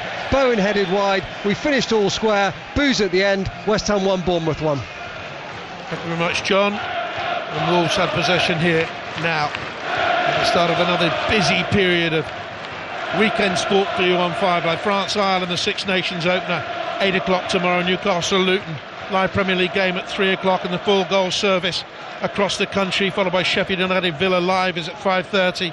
Italy against England, Wales, Scotland, the Six Nations on Sports Extra. Wolves are about to make a change down below us. They have possession. Bellegarde, who's been generally quiet in the game, he had one decent run in the first half and he was fouled and he picks himself up, but the referee's decided it goes the other way, and it's going to be a free kick for Manchester United, yarding from the far side. I thought initially he'd been fouled by Casemiro, but as he dropped to the ground he handballed it and gave away the free kick. And Wolves going to make a change, and it's going to be Ryan Nouri who comes on, full back.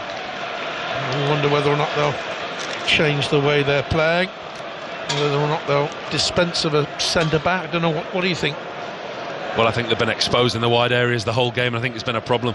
I'm surprised that Gary O'Neill didn't make this change at half-time, whether this is in place of one of his wing-backs or whether it's in place of one of the ones in front to give their wing-backs more protection. But it's certainly an area that Manchester United, again in this second half, even in the early stage, have exposed Wolverhampton Wanderers. United have a free kick, far side from us, right hand side. Bruno Fernandes whips into the box, diving header relieves the pressure from Doherty, and Wolves will look to counter. Neto, Kobe Mainu went there with him, won the ball, turned away and was tripped by the frustrated Neto, and it's a free kick for Manchester United. Neto pulls young Mainu up onto his feet, and the substitution will see Doherty going off and Ryan Ait-Nouri coming on. So we'll see where he goes. Ait-Nouri, his last appearance was at the tail end of last year, because he went out to the African Cup of Nations with Algeria, who had a terrible campaign. They finished bottom of their group, and he's come on and goes straight across there towards that left fullback position. I think the fact that he's been away is possibly the reason he didn't start the game today. I think they've struggled in the fullback areas, like we said, all during the first half. Doherty and Semedo switched sides. Neither could cope with Rashford, and Gary O'Neill wasn't happy, and it's led, this early on in the second half, he's made the change. Fernandes finds Garnacho again in space on the right side. In comes across, Casemiro's headed down, bounces up kindly for Jose Sarr, who was well positioned, but Casemiro in there at the end of a cross, considering the goal he had disallowed for offside. He's had so many attempts and Wolves are giving it away. Garnacho into the box, White and Sarr saves very, very well from virtually point blank range, and Wolverhampton Wanderers are contributing to their own downfall here. That was nearly another United goal. Well, it's a fantastic save by Jose Sarr in the Wolverhampton Wanderers goal. End to end, really stretched now the game. Bellegarde for Wolverhampton Wanderers between the touchline and the right side of the penalty area. He takes on Lautaro Martinez, and Martinez did very well. Alessandro Martinez, who should clear it away down the left hand side. United get it out for a Wolves throw in. Well, back to the incident there, it was Totti Gomez at the back left-hand centre-back for Wolves. Jose Sarr rolls in the ball, inexplicably has a terrible touch. Garnacho nicks the ball off him, and he's through one-on-one. He chooses not to shoot, he squares it across to Højlund, who gets a boot on it, and it's Jose Sarr's left boot who stops Rasmus Højlund getting his second goal of the night. The point I was rather clumsily trying to make was that Casemiro has now had 5 efforts on goal, including the one he's had disallowed from midfield, and he's done his work covering as well. Been impressive, Manchester United, but Wolves here trying to forage their way back into the game. And Nelson Semedo has it. Back to Lamina, halfway inside the United half. To the right-hand touchline, they find Neto at 2-0 down on 5 line. 10 minutes into the second half. It's a Wolves free kick now, because Casemiro has come and caught Lamina on the half turn. He's on a yellow card, Casemiro. Just has to watch it a little bit. Yeah, Lamina struggled to get into the game a little bit. He's a player that Gary O'Neill will be looking to get a little bit more from in this second half. Either with or without the ball, the game seemed to have passed him by Lamina. Him and Doyle need to be a lot more proactive in the second half, in the heart of that Wolves midfield, if they are to get anything going. Wouldn't surprise me if Manchester United look to bring on McTominay as the second half goes on, as a possible replacement for Casemiro. The referee had a glance towards him there. Casemiro has been sent off for Manchester United 3 times since he joined from Real Madrid. It's going to be a free kick here then for Wolverhampton Wanderers. It's 7 yards outside the penalty area. Doyle to the right finds Neto. He'll run at Garnacho. No, he checks back to his left. Lovely cross into the middle. Firm header away. Neto scampers across. He's first to it. To his left-hand side, he finds the substitute Ait-Nouri. Ait-Nouri to Totti Gomez. Back it comes again to Ait-Nouri into the box. In comes across. It's a chance. It's Dawson across the goal. It's cleared off the line again. Again, it's Lautaro Martinez, I think it was, who got the clearance away, well positioned. Well, that's much better from Wolves. You can hear from the crowd here in Molineux that they responded to that good bit of play from Leeds. From Wolves, Ait-Nouri down the left-hand side, puts the ball into the box, hits Andre Onana's near post, I think, but Wolves are certainly on the up now. Martinez was back there, but I think it did hit the post. We haven't seen a replay of that in the stadium yet. Now it's Bruno Fernandes to the left-hand side, finds Garnacho. Rashford making a great run from right to left. It's interesting that most of his runs have come off the right-hand side in the second half. He was on the left in the first, the devastating fashion. Wolves have a player down. They think there was a foul by Garnacho. The referee has stopped it. Gary O'Neill storms back into his dugout. Cunha's gone down. They think it was a free kick here. Let's have a look at the replay. It wasn't Garnacho, it was Kobe Mainu, I think. It's Kobe Mainu. We're just seeing the replay again, but it was actually Dawson who's in the Manchester United box earlier. This opportunity that we're talking about, and it does look like a great block and a combination of Andre Onana and the post that's kept it out. It's not, do you know what, it's popped up and it's hit Andre Onana in the head. It's great positioning from the goalkeeper because he's gone down at his near post. Craig Dawson's got the ball, deflected off Martinez, who's made a decent block. It's popped up and hit Onana in the head, but he's put himself and his body in place to make that block. Came off the woodwork. Now Neto into the penalty area. Bellegarde's in there, shovels it back to the edge of the penalty area. It scoops and curls from Mateus Cunha's right foot and just wide, and Wolves are coming back into the game, and Gary O'Neill applauds, but it's Manchester United who still lead it by 2-0 with 58 gone. Well, this is so much better from Wolves. Gary O'Neill will be wondering why his team didn't show him this much fight and effort in the first half. There's still a long time to go to get themselves back in this game, but their forward impetus has certainly improved since Aït-Nouri's come on the field. They've stopped the Manchester United threat in the wide areas. There's been more from Bellegarde, more from Neto. They still want a little bit more from Lemina and Doyle in that centre midfield, but Manchester United still pose that threat on the counter-attack. Wolves have a free kick for a foul on Craig Dawson inside their own half. They trail 2-0, 7th, 13th, 10th and 13th their finishes in the Premier League since their return.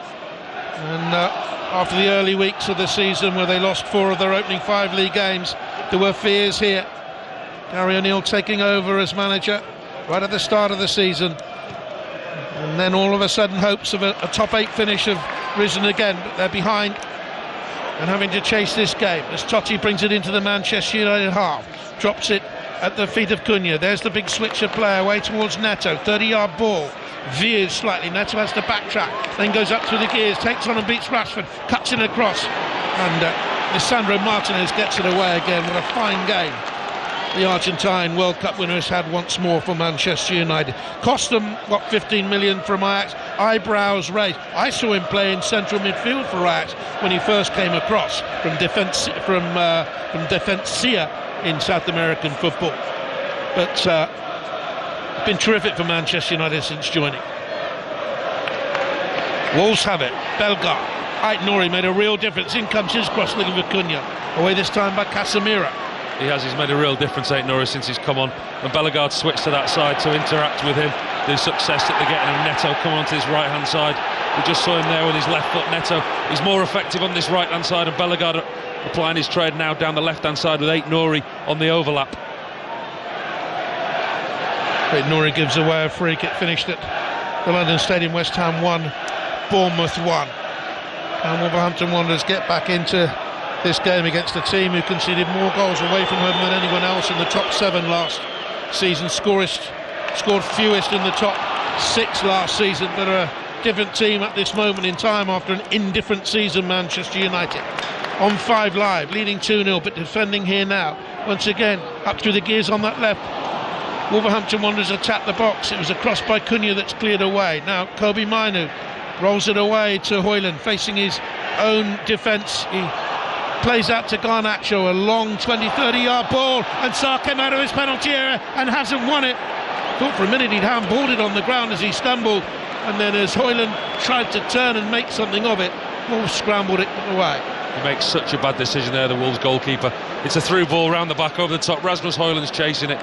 He's got plenty of time, plenty of space, but as the ball gets closer to Jose Sarr, Højlund's getting closer. All he needs to do is play a square ball to his centre half or kick the ball out of play. He tries to have a touch and take the ball. He gets it all wrong. He gets stuck on between his feet, and Rasmus Højlund almost nicks the ball away from him. Very, very lucky, Jose Sarr.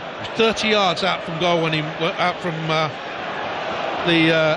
no, more than that. He'd be about 40 yards out from goal when he stumbled on that far side. Took a real chance. Here's Aït-Nouri now for Wolverhampton Wanderers. Little back heel up towards Cunha. Lobs it away from Casemiro. Halfway inside the Manchester United half, trading 2-0. This is a good Wolves now. They're beginning to purr with a ball out to Neto, just outside the penalty. Pulls it back. Doyle. Side foot. You can see what he was trying to do as he shaped to bend the ball, got underneath it. Goal kick.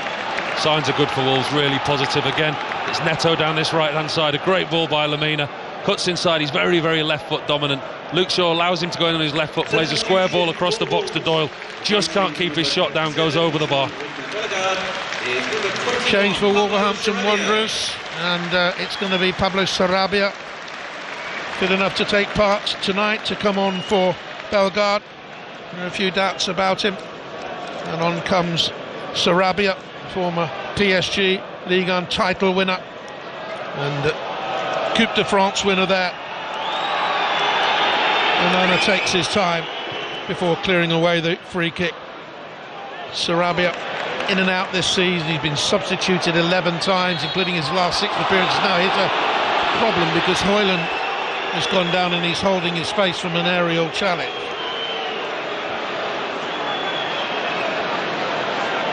TV cameras have picked up Craig Dawson in isolation. Dawson's been booked.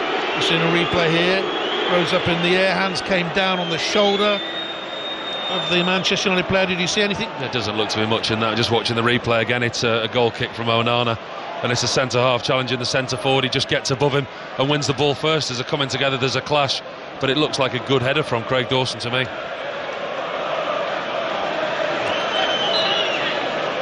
Nothing wrong with that for me.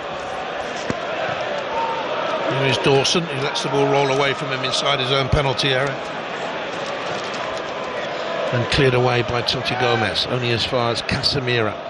Balls again failed to clear their own half. Now Doyle, back to Dawson on the edge of his own penalty area, white-booted, short-sleeved. Back it comes then to Sarr. Kilman, another short-sleeved defender. Lamina, also in short-sleeve. And Kilman clears down the right-hand touchline for Wolverhampton Wanderers. Across comes Sandro Martinez to clear. Not all the Wolves players are short sleeve, a lot of them have that Under Armour. Remember the law change when all the Under Armour had to be the same colour as the main kit. Of course it should be at the top flight, but I know a lot of you parents were caught out by that at junior level. Extra cost, more money spent to allow your kids to play and train. So there you are.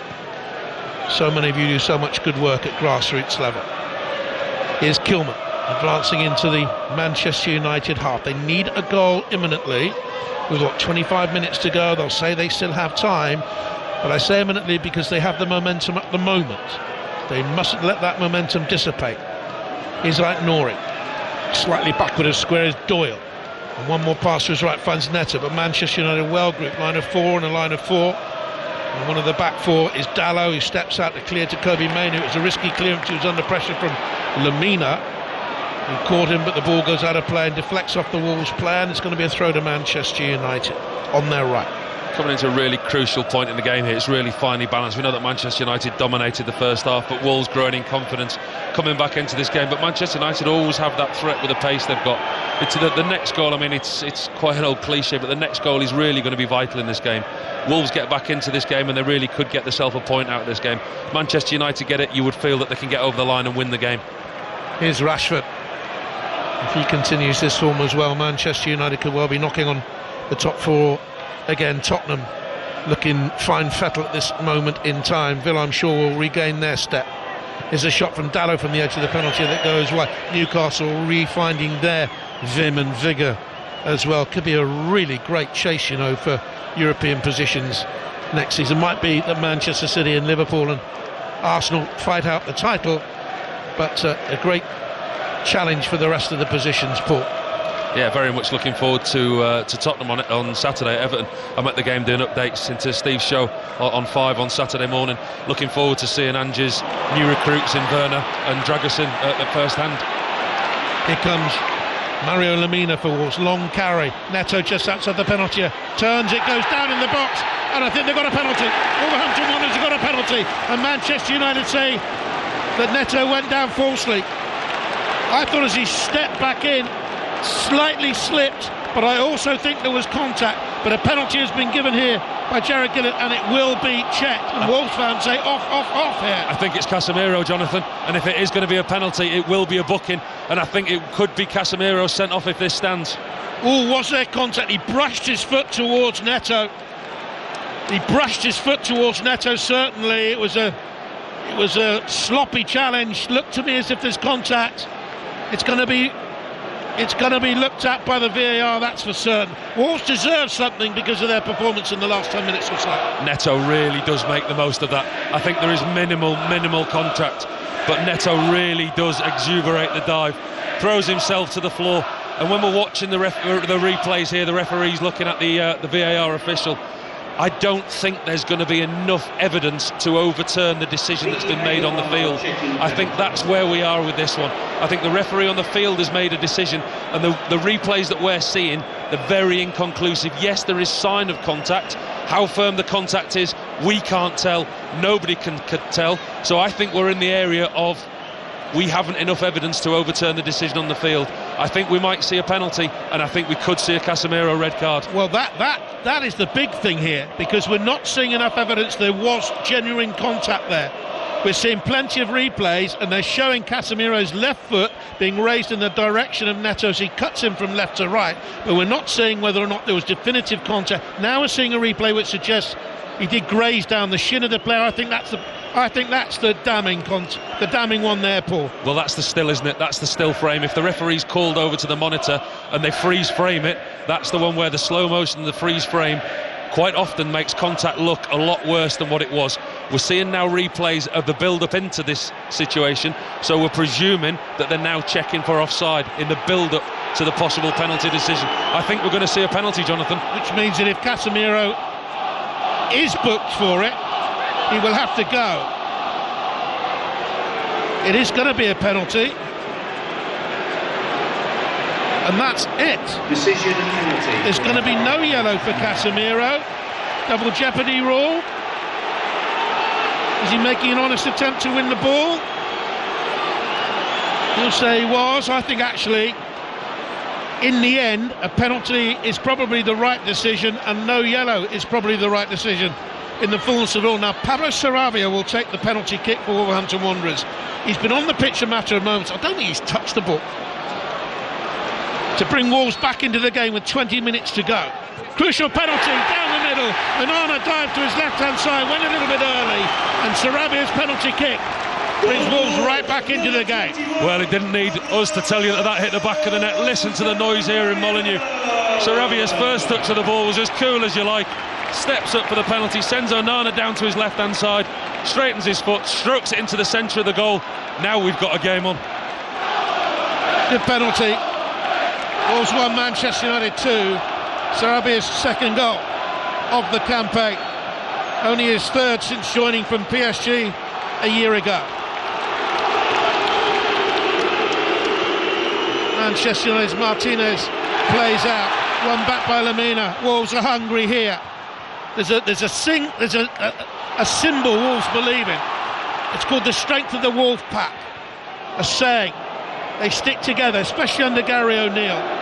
And at the moment they're hungry like the wolf.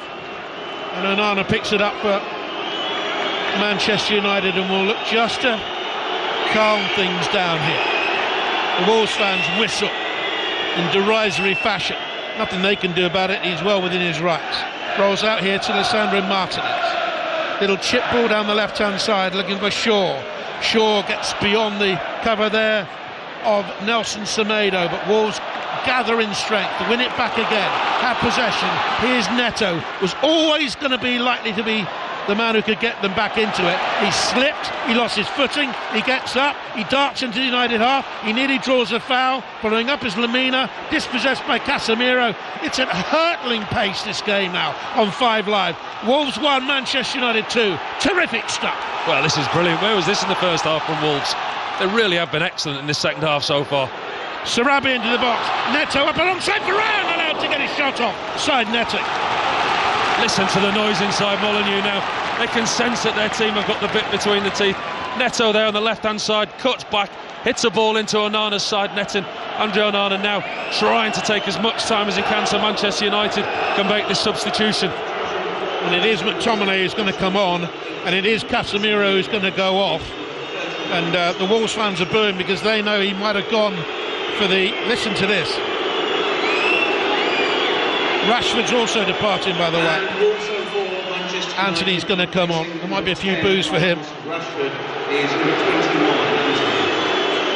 Great cheers from the Manchester United fans for Rashford, by the way, as he goes off. But the Casemiro one You know what? He'd been warned as well, having had the book in the first half. I thought they would have taken him off there, and they risked it. They nearly paid the penalty. I mean, he toes a fine line week in and week out, Casemiro, doesn't he?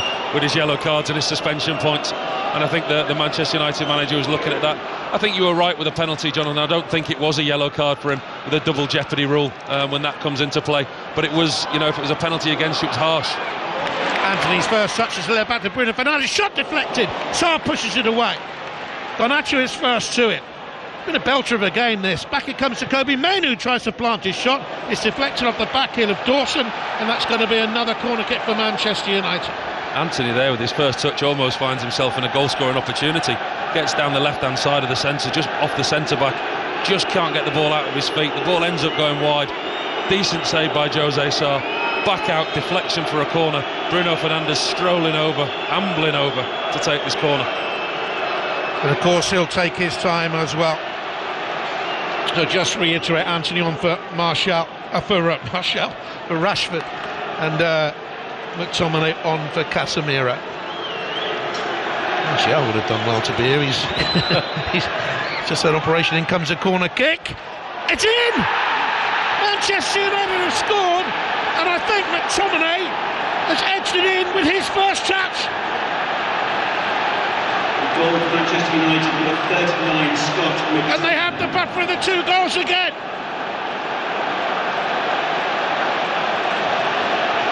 Well, Wolves look baffled at the back. There's not a flicker of emotion on the face of Erik ten Hag. In comes a corner. He had to duck to head it. He got away from his marker so easily, McTominay, and he just stoops 8 yards out and glances a header in. 3-1 Manchester United. Well, if you need a goal from Manchester United's point of view, who do you bring on? Your top scorer.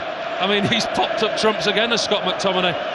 Gary O'Neill won't be happy with the defending. It was such a simple corner, an outswinger. Both players going for the ball at the near post, missed the header. Ends up with McTominay, almost just ducks his head apologetically, hits him on the head, hits the floor, bounces in just inside the post, puts United 3-1 up with the most simplest of corner routines. Quarter of an hour to go. So Alex Ferguson, well wrapped up against the cold, looks on from the director's box. Well, that's a real blow for Wolves. They got their goal. They were looking like they were coming back into this game with the potential of getting a second goal, and that's a real sucker punch. Manchester United have offered very little this second half. As good as they were in the first, they haven't had the opportunities in this second half. Such a simple corner routine has undone Wolves again, just as they were picking up momentum. 7 goals he has this season as their Premier League top scorer, Scott McTominay. He's had to get used to roles from the bench as well. He's only started one of their last 6, having started 14 in a row before that. Can Wolves yet make a stirring finale to the game and protect this unbeaten home record that goes back to September? But they do have a stinking record against Manchester United over the years. They have a throw in then, and Nouri will take it on their left halfway inside the Manchester United half. Wolves 1, Manchester United 3. And don't forget, you can follow all tonight's games with the final score graphics on iPlayer, on the red button on the BBC Sports website, and don't forget all the games coming your way at the weekend as Neto taps it back to Semedo and takes the return between the box and the left touchline. Cross a little bit high perhaps towards the far side of the penalty area. Wolves give chase, keep it in with Cunha. Needs support, looks for right Nouri. Garnacho was back defending like Nouri was too strong for him, plays it into the box. Varane steers it away, bounce off right Nouri, takes a touch off his chest all the way through for a goal kick. He was so keen to get in there, a little bit clumsy in the air. He looks quick, right, Nouri, he looks sharp, doesn't he? But at the time he looks a bit like a wasp in a bottle. He loses control of the ball and he's not quite sure where he is, but he's causing all kinds of problems down that left-hand side, Manchester United's right. Garnacho having to double up and defend and help Dalot out there. But Wolves haven't given up. Listen, they've had the sucker punch of the goal, but they've picked up from where they left off, trying to get that second goal. Looks like a wasp in a what? Wasp in a bottle. Many a player's been described as that over the years. Yeah. There's a yellow card here, I think, for Onana for time wasting.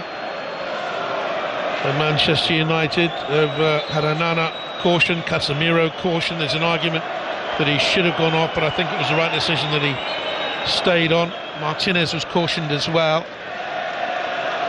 The keeper's clearance goes over the head of Dawson. Totti back to his goalkeeper. Draws his right foot across the ball and gets good length on it. Drops the United half side of the centre circle. Kobe Mainoo has it to Bruno Fernandes. An unrelenting pace about the game in the second half. Manchester United's pace on the counter was crucial in the first. The Wolves have it back again because Anthony was careless on the ball. In comes across from Cunha, and that's too far ahead of his target, Sarabia. And Onana comes to clear it away. And we'll settle and tell you about France-Ireland, the Six Nations opener tomorrow at 8 o'clock on 5 Live. Don't forget the Rugby Union Daily podcast as well on BBC Sounds. Newcastle-Luton, Premier League, and all the goals across the country Saturday afternoon. We have Sheffield United Villa from 5:30. We have Italy, England, Wales, Scotland on the Six Nations. We have for the Six Nations on Sport Extra, we have Wolves attacking down Manchester United attacking down the Wolves' left, and Garnacho is fouled by Nori. Was that, Paul? It's going to be a free kick here for Manchester United, about 5 yards in from the far touchline, and we're talking 30 yards out from goal. Yeah, and they won't be in a rush to take it now, Manchester United. You can hear the fans that are in full voice. It's the Manchester United fans on the far side. United slowly putting bodies into the Wolverhampton Wanderers box. Bruno Fernandes once again gets an opportunity to deliver a ball into the box. They're coming into the later stages of the game now. It's about game management for them. They lead by 3 goals to 1. Manchester United in command. Shouldn't lose any points here tonight from this position. Bruno Fernandes, he's gone for goal.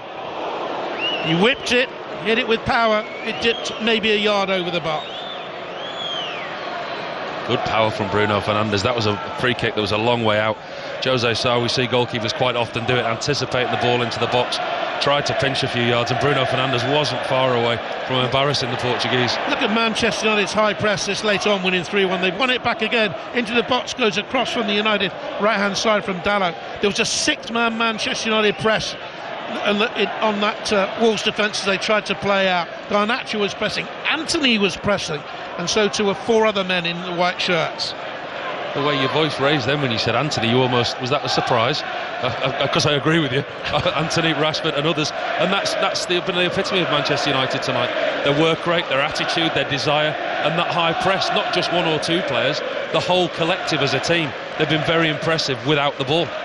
And Wolves have played their part in a stirring second half as well on 5 Live. I hope you've enjoyed listening tonight as Kobe Mainoo has it for Manchester United. Mainoo slips as he played it away to Bruno Fernandes. Bruno Fernandes has the ball though, angles up towards Scott McTominay on that far side, too high, and it's going to be a throw to Wolverhampton Wanderers, very, very deep inside their own, no more than 4 yards from the corner flag, the far stand. The Manchester United fans have enjoyed themselves over there tonight, always travel in great numbers and always firmly behind their side.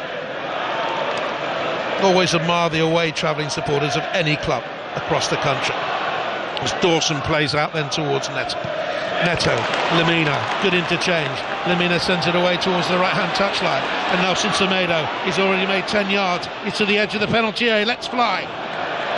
Wrong option, poor effort. Lemina in the middle sinks to his knees in despair because Nelson Semedo then had Mario Lemina on the penalty spot, and he had Sarabia on the far side, and they're going to make another change now, Wolverhampton Wanderers, and they're going to send on João Gomes. Yeah, it was a real letdown there by Semedo. Got himself in a really good position on this right hand side. Lemina switches the play, finds him in acres of space in behind Luke Shaw, who pushed on, gets himself in a really good position towards the corner of the box, 5 yards in the box, and he just slaps at the shot and it goes harmfully wide. João Gomes comes on for Tommy Doyle. Is number 63, Nathan Fraser. And the second substitution here is young Nathan Fraser, the 18-year-old local lad, coming on for his 4th appearance of the campaign, all from the bench. He's played just under 2 hours of football, came through the youth team ranks, and he's an Irish under 19, I think, but he was a big shout out for, I think it's Trisol Tigers they're called, a youth team. He was there as a youngster and on to Wolves. McTominay now. Manchester, this is a commanding run. He shrugs off his man, finds Anthony on the left side of the penalty area. His cross is blocked by Dawson.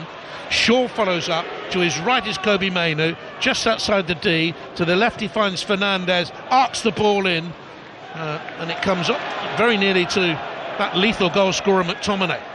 Cleared to Garnacho. Garnacho in the penalty area stumbles, picks himself up but loses possession, and Wolves clear away then to Sarabia. Allowed to turn. He's looking to the right-hand side, and Neto is out here now for Wolverhampton Wanderers. Neto to run for Wolves. Looks for the supporting run of Cunha. There's the ball back to Lamina. One touch too many. Tried a little cutesy flick towards Neto, and Luke Shaw was there. Wily experience to get it away in the 339th game of a long and meandering club career, Luke Shaw. Yeah, with Totti Gomez going off now, Gary O'Neill's reverted to a back four, 2 full-backs and an orthodox back four, with the forward players given a little bit more licence to roam. Fraser was very nearly there. He's a centre forward, is Nathan Fraser. Scored a couple of goals in those 3 appearances. Scored in the Cup against Brentford here in the replay win. Scored against Blackpool in the Carabao Cup earlier on in the year, and his presence has helped force this corner kick then for Wolverhampton Wanderers. They need something now. Neto with the corner in on 5 Live, and Manchester United leading 3-1, and Manchester United get the ball away. Now Lamina cuts it to the left-hand touch, and in comes across from Sarabia. It's a little bit of a grubber of a cross, bounces out to Neto, and his shot is deflected off the Sandro Martin as he absolutely rocketed out to meet him. They've been good tonight, Varane and Martinez at the heart of Manchester United's defence. They've looked a lot more solid with those 2 in there, and they look a lot more balanced with Luke Shaw at left-back. Varane, Martinez with Shaw at left-back. There's been a balance that Manchester United haven't necessarily had. Sarabia with the corner, Manchester United with everyone back. Bruno Fernandes at the near post, cleared away. Dawson forces it towards the net. On it goes, and into the back of the net. Kilman forced it on. It ricocheted away. It's into the back of the Manchester United net. And Wolves have a second. 2-3 game on again. Well, again, it's another simple set piece. Just a corner delivery in from this right-hand side, an in-swinging corner. Craig Dawson, a centre-half, free at the back of the edge of the box. Attempts a scissor kick. It's a kind of a half-hearted scissor kick from the centre-half. It bounces into the ground. Max Kilman stood there at the edge of the 6-yard box. He has time to chest it down, turn, plant his shot at the chest of Onana, who's not square on. His body's on the side. If Onana's square on, it hits him in the chest. He's not. He's on a side. It hits Onana in the chest.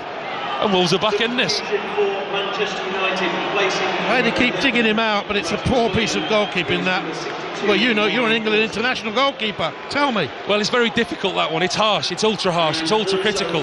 What he's done is he's come out to spread himself, but instead of keeping his chest square, he's put one shoulder forward, so his chest's on an angle. So he's given the ball an opportunity to ricochet off his chest into the back of the net. If he's square on, if he's brave, if he fronts up, the ball hits him. But listen, it's 3 yards out. It's very, very difficult. Max Kilman at the edge of the 6-yard box just turns. He shouldn't have that much time to turn. It's not a great finish, but it's effective.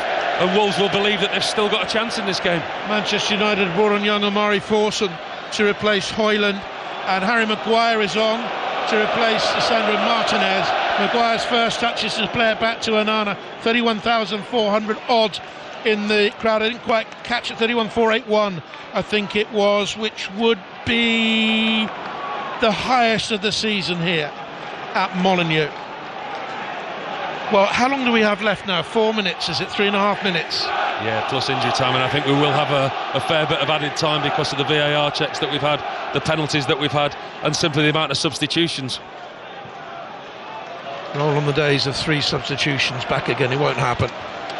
But 5 substitutions for both teams. You're talking 10 substitutions in a game. Breaks up the pace of a game used tactically too often. Do you know what makes me laugh now? When the fourth official holds at 4 minutes and everybody goes, is that it? I mean, last season, the season before, that used to be an age. Here's Semedo for Wolverhampton Wanderers. Kilman edges it on. About 10 yards outside the penalty area. João Gomez has it. Finds the left-hand side. Aït-Nouri whips across into the penalty area, looking for young Fraser in there. Manchester United haven't got it away again. Cunha has been busy in the last half of the second half. Tries to get into the penalty area. Anthony gets it away for Manchester United. It was a good clearance away as well.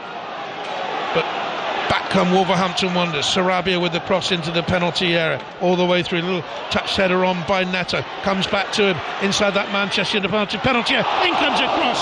Deflected near post wide for a goal kick, but would have been offside anyway against Mario Lamine. They're getting deeper and deeper in Manchester United. We discussed about the time added on, and there is going to be a fair bit of that. And Manchester United are trying to see this game out. They're not offering a lot going forward, and as you can hear now in the background, the crowd booing Onana. I think he's taking too much time. They genuinely believe that Wolves can get back into this game.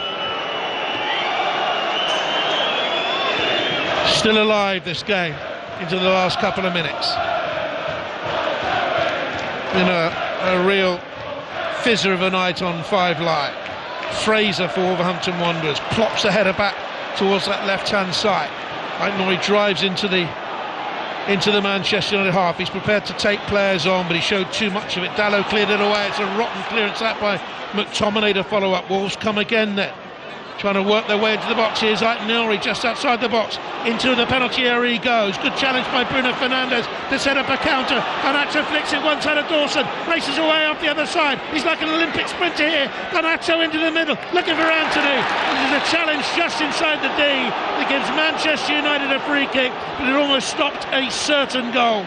And it's a challenge that gives Cunha a yellow card. I guess you'll say he had to make it. Caught Anthony there as Anthony tried to roll the ball away from him, protect it. Slid it in, brought him down, yellow card. He almost falls into him, Cunha, doesn't he? But that shows the attitude that he's got. I mean, he's tracking back at this late stage in the game, the centre-forward, to make that tackle on Anthony. And it's just the respite that Manchester United needed. Wolves are just getting ahead of steam yet again, but now Manchester United have got a free kick in a really dangerous position on the edge of the Wolverhampton Wanderers box. Decent game overall, Cunha, especially second half. League ever present. He started all of their 22 games. There's some treatment going on for Lisandro Martinez. They've got his left foot taped up with sticky plaster and over an ice pack there. They've iced his foot.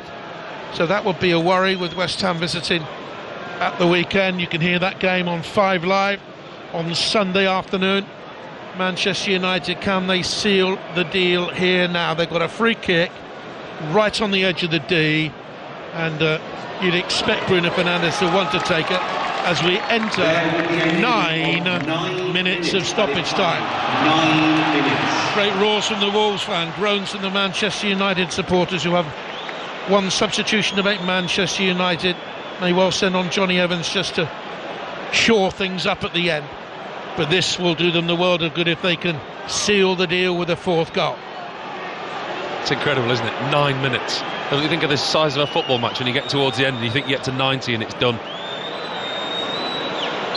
Fernandes with it. It is literally just outside the D and about a yard right of centre. Shot doesn't beat the wall, bounces out to Luke Shaw, takes a touch, angles it to the left, looking for Garnacho. Chased across down below us. Garnacho takes on his man, loses possession to Sarabia. Wolves clear. It's going to be a Manchester United throw, and they're going to send on Johnny Evans. Been a really good battle this second half. Manchester United really had dominance in the first half. They were very, very good, both in and out of possession. Gary O'Neill got his team in at half-time, gave them a few tactical messages, brought on Aït-Nouri 5 minutes into the second half. I think that changed the game a little bit, forced Manchester United attacking players in the wide areas on the back foot, and they really have come back into this game in the second half of Wolves. It's been a really good spectacle. And Johnny Evans will come on for Garnacho, just to make sure things are tighter there at the back. So it's Varane, Maguire and Johnny Evans back there now for these closing moments. Fraser for Wolverhampton Wanderers. Kobe Mainoo was holding on to him. It's a free kick to Wolves. Gary O'Neill is going off alarming on the near touchline, hopping up and down and pointing at Luke Shaw, who trundled the ball away and stopped Wolves taking the free kick quickly. They now have possession on their left-hand side, Wolves. What can they create in these closing moments? We've had 2 minutes of the 9 minutes of stoppage time. Can they forage an equaliser? Many would say their performance in the second half would deserve an equaliser, but Manchester United were so dangerous in the first half. Shaw heads away for United, comes steps forward. Oh, lovely touch by Shaw, really well played. Won the first ball, juggled the second with his head, touched it to Fernandes, who sweeps it away downfield. Anthony to attack the box. Shaw is on the overlap. Anthony delays the pass to him and drives the cross straight at a Wolves player, and Luke Shaw, having run 70 yards, turns, has a look at his Manchester United teammate. It was a brief look, it was a meaningful look, and then Luke Shaw trudges 70 yards back. He's done well there, Anthony. He's carried the ball deep into Wolverhampton Wanderers territory, and he's won a corner for his team, which you can't argue against at this stage of the game. But Erik ten Hag's made his plans quite clear for the last 5 or 6 minutes here. He's got Varane, Evans and Maguire playing as 3 centre-halves in a back 5 for Manchester United now. So that's credit to Wolves. Evans inside the 6-yard area, looking for something at the other end. Here's the corner pulled short to Shaw. Shaw digs it into the box. It's a deflection on it, saved by Sarr. The first deflection was by Evans. Then I think McTominay got something on it, and Sarr saved. And Wolves trying to get it away. This is good work on the far side from Anthony for Manchester United to retrieve. Fighting hard for his team. Has it on the right touchline here, Anthony. Rolls infield then to young Forson. Forson into the box. Comes to McTominay again. Tries to get a shot in. This time it's blocked by Dawson. And Manchester United have a corner on the right-hand side as they lead 3-2. They're being clever at Manchester United. They keep in possession in dangerous areas. That ball there that comes into the box to McTominay is 3 or 4 yards away from Jose Sarr. That's an excellent reaction save from the Wolves goalkeeper. But Manchester United keep in possession in areas where they know that they can win corners and throw-ins and set plays. They're not trying to do anything out of the ordinary. They're not particularly trying to get goals, but they're playing in areas with good possession. Out swings the Bruno Fernandes corner. Maguire was in there. Luke Shaw comes to meet it, wins a block challenge there with Aït-Nouri, feeds Anthony, ran into a Wolves player, and Wolves will clear. Lemina, the break is on here. Sarabia for Wolverhampton Wanderers. Here's Cunha. Cunha has Neto available on the right hand side to attack the Manchester United penalty area. Neto shoots! Neto scores! 3-3! Listen to Molyneux! Wolves, number 7! Just listen to that!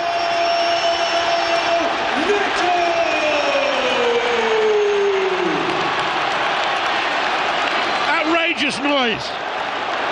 You think they won the European Champions League? They caught Manchester United in their own game from the first half. A classic breakaway, and the excellent Neto scores and rolls back the months of pain.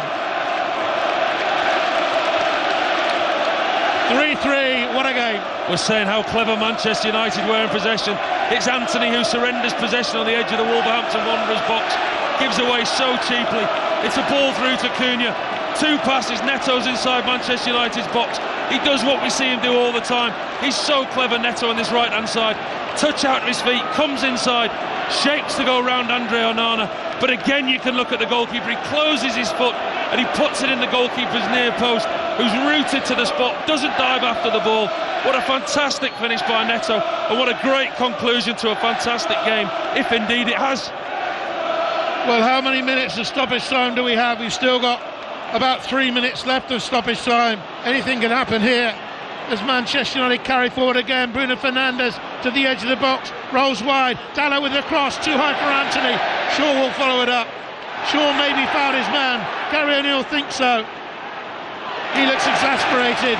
It's cleared away by Neto. It'll be a Manchester United throw halfway inside the Wolves half at 3-3. And when Wolves equalised, Erik ten Hag turned away and he put his hands over his head and he looked absolutely crestfallen and full of disbelief that Manchester United have thrown away a 2-0 lead and a 3-1 lead. And here comes Manchester United with force. Oh my goodness me, they've won it, have they now? Kobe Mainoo it was. How about this? 18 years of age. He twisted, he turned with the composure of a veteran, and he slipped it beyond Jose Sarr, and the Wolves players crash to the net and sink in despair. Wonderful, wonderful game of football. In the first half, it was the best Manchester United team I've seen all season. Wolves have made it the best game I've seen all season. And Sir Alex Ferguson, sitting in the stand, smiles like a Cheshire cat. He is the cat with the cream, and Manchester United lead it 4-3. What an incredible goal. What an incredible game. Just as we thought the game had finished, everyone inside Molyneux thought Wolves had got back into this game. But Manchester United just don't know the beating. And it's Mainoo, he skips past 1, skips past 2, given far too much room inside the Wolverhampton Wanderers box. And for somebody so young, he's got so much composure. He just opens himself up with a cultured finish, bends it round Jose Sarr inside his bottom left-hand corner, and it's a goal fit to win any game. What a fantastic finish from the youngster. What a game.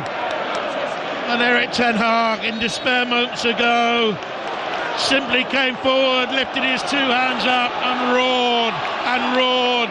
And now can Wolves yet save the game? We have 90 seconds to go. I have no idea what's going to happen. On 5 Live, a shot from Cunha is blocked. Mainu, with all the composure there of a Ronaldo in the box as he scored. He dropped his shoulder one way, he dropped it the second. He took an extra touch and he bent it deliciously past Sarr for the goal. Wow, what a game, Paul Robinson, what a game. Oh, it's incredible, absolutely incredible.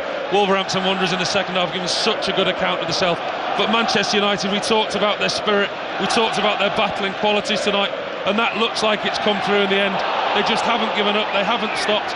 You've got to give Wolves so much credit for the way they've come back into this fantastic game. Their record at home is almost impeccable, and they were played like a team that were very good at home in the second half. But Manchester United with Mainu with a fantastic finish, look, dare I say it, there's still a minute and so to go, look like they might have just nicked this game. It'll be hard for Gary O'Neill to pick his team up for the game at Chelsea at the weekend after this one. If they lose this, it'll be absolutely sickening for them. Chelsea-Wolves is a game you can hear on Sports Extra on Sunday. Here come Manchester United now. McTominay, Fernandes into the middle. Dawson leaves it for his goalkeeper, who's made 2 or 3 important saves. The Manchester United players down there, the substitutes, and 1 or 2 who are substituted, turned away. They can't look as Wolverhampton pick up possession again. We're into the 100th minute of the game. 100 minutes and still we go on, and Wolves on 5 Live have possession here down below me now. It's got to be hit, it's got to be long, but still they try and play football. Away to Nori, far side from me, pushes it out towards that left hand side, and Neto will start one of these mazy dribbles, carries it forward. Lamina plays back. Is that the right way to go? Then João Gomez to the left hand side. Neto still full of composure, it's into the box. Will it be hit? This is the last chance surely. Sarabia's pass, too long for Cunha. Goal kick, and 1 or 2 Wolves fans think they know that this is it as the ball is rolled away, so they can't restart quickly. Luke Shaw will get a yellow card for time wasting. Might have been, I think it was Luke Shaw it was wafted at. The referee's talking to Harry Maguire, so we'll have to confirm that later. But what a game of football this is. Rashford for Manchester United after 4 minutes. What a story that was in itself, if that had been the only goal of the night. It seems that long ago, I can't even remember the first half. I mean, this really has been an absolutely incredible game. This is one of the Premier League classics. Absolutely. One of the best games I've seen in a long, long time, this. And all credit to both teams and all credit to both sets of supporters who've made it a bedlam of din and delirium and delight and despair. And it's Sarabia who has it for Wolves as he cuts it into the penalty area, and it'll be cleared here by Anthony, who digs it out for Manchester United. He's put a shift in since he came on. United fans might do well to remember that. Here it comes long from Wolves into the penalty area. Look at the young Fraser. Nana comes, he gathers, he'll drop, the full-time whistle blows. Both teams look absolutely exhausted, but it's Manchester United who take the spoils. What a game. Rashford to them. Højlund, they were 2 up after 22 minutes. Sarabia from the spot, and then just absolute bedlam. McTominay put Manchester United 3-1 up. That should have been it, but Kilman and Neto right at the end, but it wasn't the end, and it was Kobe Mainu who made sure it was the end with the winning goal. What a night here, Paul Robinson. An absolutely incredible football match. One of the Premier League classics, and we've been fortunate enough to sit here and witness it tonight. Manchester United had so much dominance in the first half, you wondered what Wolves would have to offer. Gary O'Neill, you got to give him so much credit for what he did. He took his team in at half-time, a couple of tactical tweaks, the attitude they came out with in the second half. They fought, they never gave up, they got themselves back into the game. Just as they were pushing for a second, they went 3-1 down. They got themselves back into the game incredibly. The roof came off Molineux, and then in the dying embers of the game, that man Mainu, somebody so young with such a cool head. Fantastic finish to give Manchester United all 3 points. But everyone who leaves this stadium, when they get home and they get away from it, regardless of who you support, when you digest this game, you'll sit back and go, I was there. Wow, what a game. Kobe Mainu wins it for Manchester United. You see one last lingering look of Sir Alex in the stands. This is a game that will linger long in the memory. Wolverhampton Wanderers 3, Manchester United 4. Wonderful.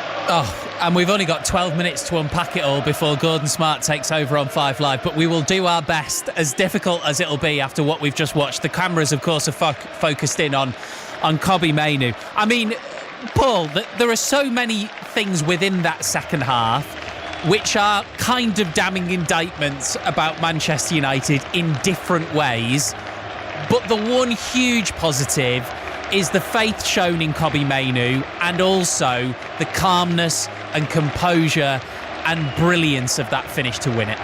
It was an incredible finish, and as soon as you can, go and find a platform to watch that goal on. I mean, it's a credible finish. It's not the way just the finish, it's the way that he created the opportunity for himself. It's the mazy run, it's the footwork, it's his ability to dribble through players. But at such a young age, at that stage of the game, it's his confidence to do that. He didn't think about turning around, keeping possession. His team have they were leading the game. They've lost the lead. Looked like Wolves have got back into the game to snatch a point.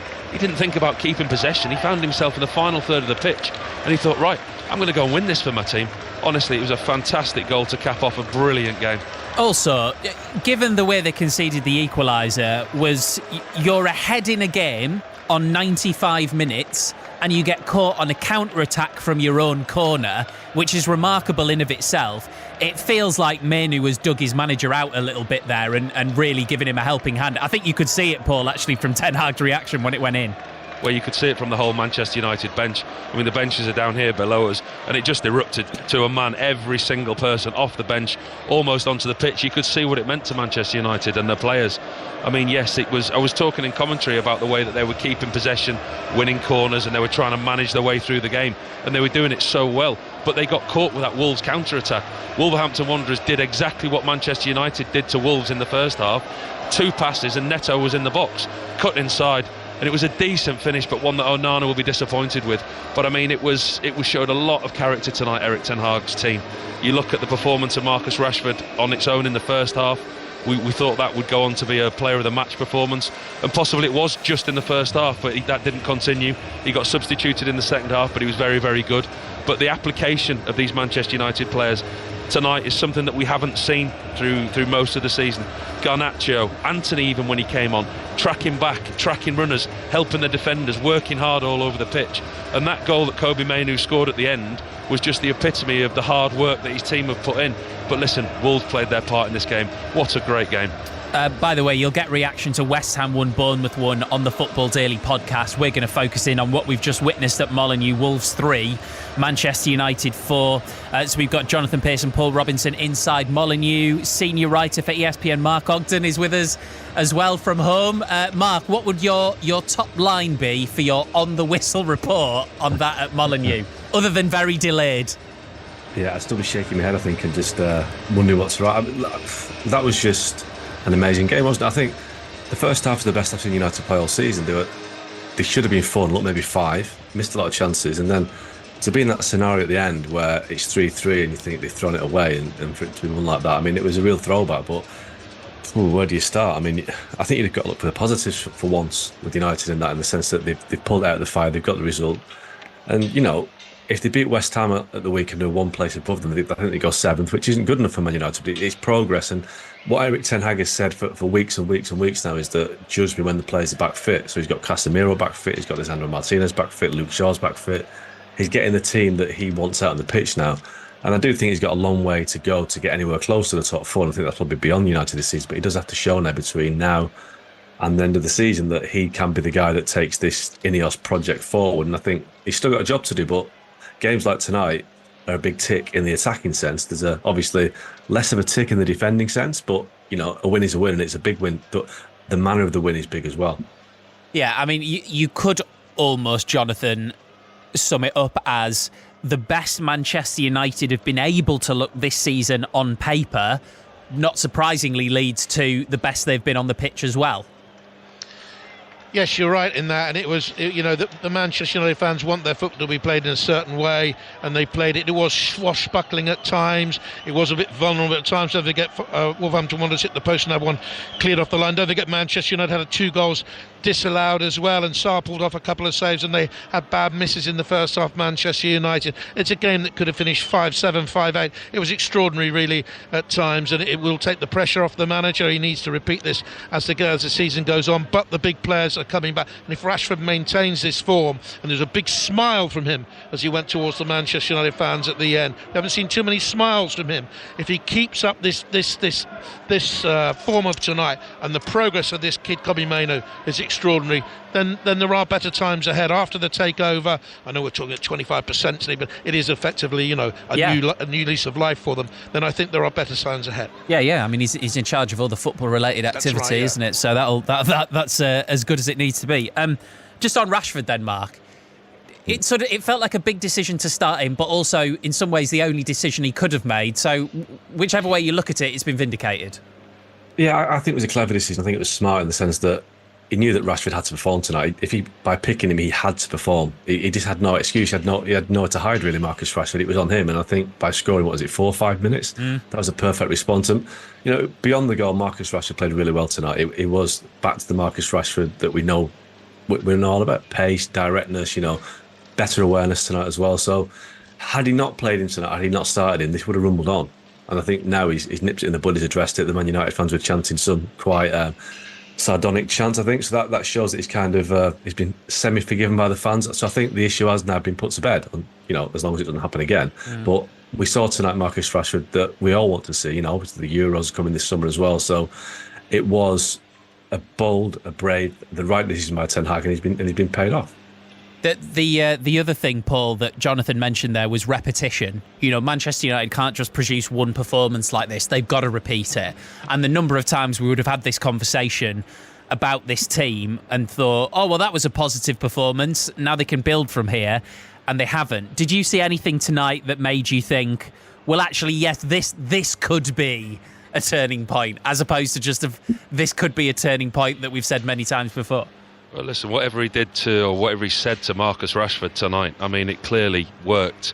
I mean, he was back to his best.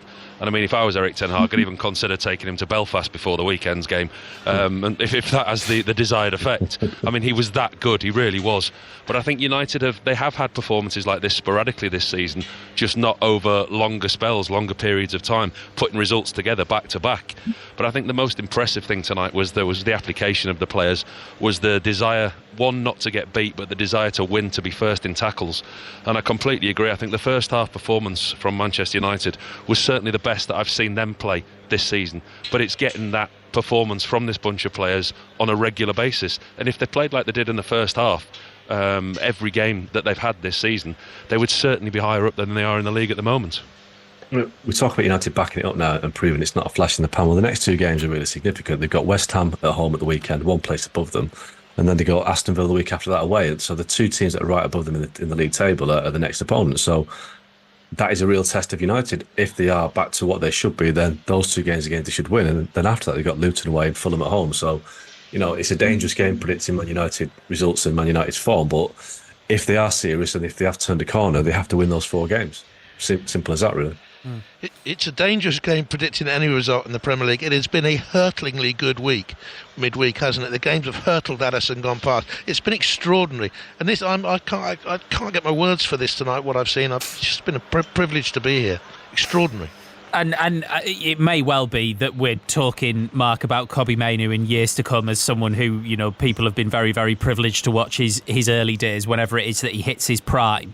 For so many people, he's someone who's completely come out of nowhere. For someone who covers Manchester United a lot, how long have you been aware of his talent, and have you been surprised by how quickly he's gone from making his debut to being one of the most important players?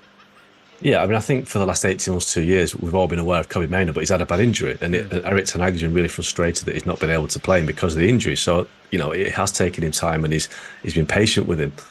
But everyone's been surprised at him. United have had a lot of young players in the team in recent years, and I think some have been promoted too soon, and they've kind of fallen by the wayside a little bit. But you look at Kobbie Mainoo, and you can tell right from the off that he just looks a player. He always looks to have time on the ball. He's composed. He's never rushed, and he's just got that great kind of awareness, everywhere. He just looks comfortable all the time, and you don't often see that with young players, and he just looks like a real find. And I think you can see why Ten Hag's been so keen to put him in the team. And I think, although he's only a kid, he looks like the main midfielder now, and the rest, Casemiro, McTominay, whoever, Amrabat, who's been forgotten about, have got to fit in alongside Kobbie Mainoo, not the other way around. Paul, from a Wolves perspective, given what a great home record they've got, this is the first time they've lost at Molineux since September. Do they just rub this one away and kind of forget about it? Do they need to really analyse it too much? I know Manchester United will be the headline tonight, and rightly so, because they got the hard-earned victory. But Wolves have got to take so much credit for the way that they played in the second half. Manchester United played them off the park in the first half, and Gary O'Neill had a lot of questions. His fullbacks were getting left exposed. He had tactical decisions to make, and he made those at half-time. He made a couple of decisions. His team came out with a fresh attitude in the second half. They pressed high. They got themselves back into the game, and then they went 3-1 down. But they didn't just accept at that point that the defeat was there for them. Semedo pushed on in Lamina in midfield with Neto. They always looked dangerous, and Cunha up front really put in a shift. Wolves played their part in this game tonight, and what Gary O'Neill got from his team in the second half is what he's been getting here at Molineux all season. He'll be disappointed with the first half, and he'll be questioning his team as to why they had to come out and play the way that they did in the second half, why they didn't do that from the start. But he'll be delighted with the way that his team played in the second half, and it was just concentration in the end which cost him the game. I mean, that late stage of the game, this whole place was in euphoria. The roof had come off. The Wolves fans were sure they'd got back in the game, as we were sure they'd got a point, and it was just a lapse of concentration. They just switched off, and that cost them a point in the end, which probably they might possibly deserved at the back end of the game. Good stuff, everybody. I can see even from the TV pictures that it's bitterly cold at Molineux. So we'll let the two of you go and get warm. Jonathan Pearce, Paul Robinson there for Wolves 3, Manchester United 4. Big thank you also to Mark Ogden as well, senior football writer for ESPN. We were going to get him on to talk about the transfer deadline day, but then that game happened, so we went with that instead.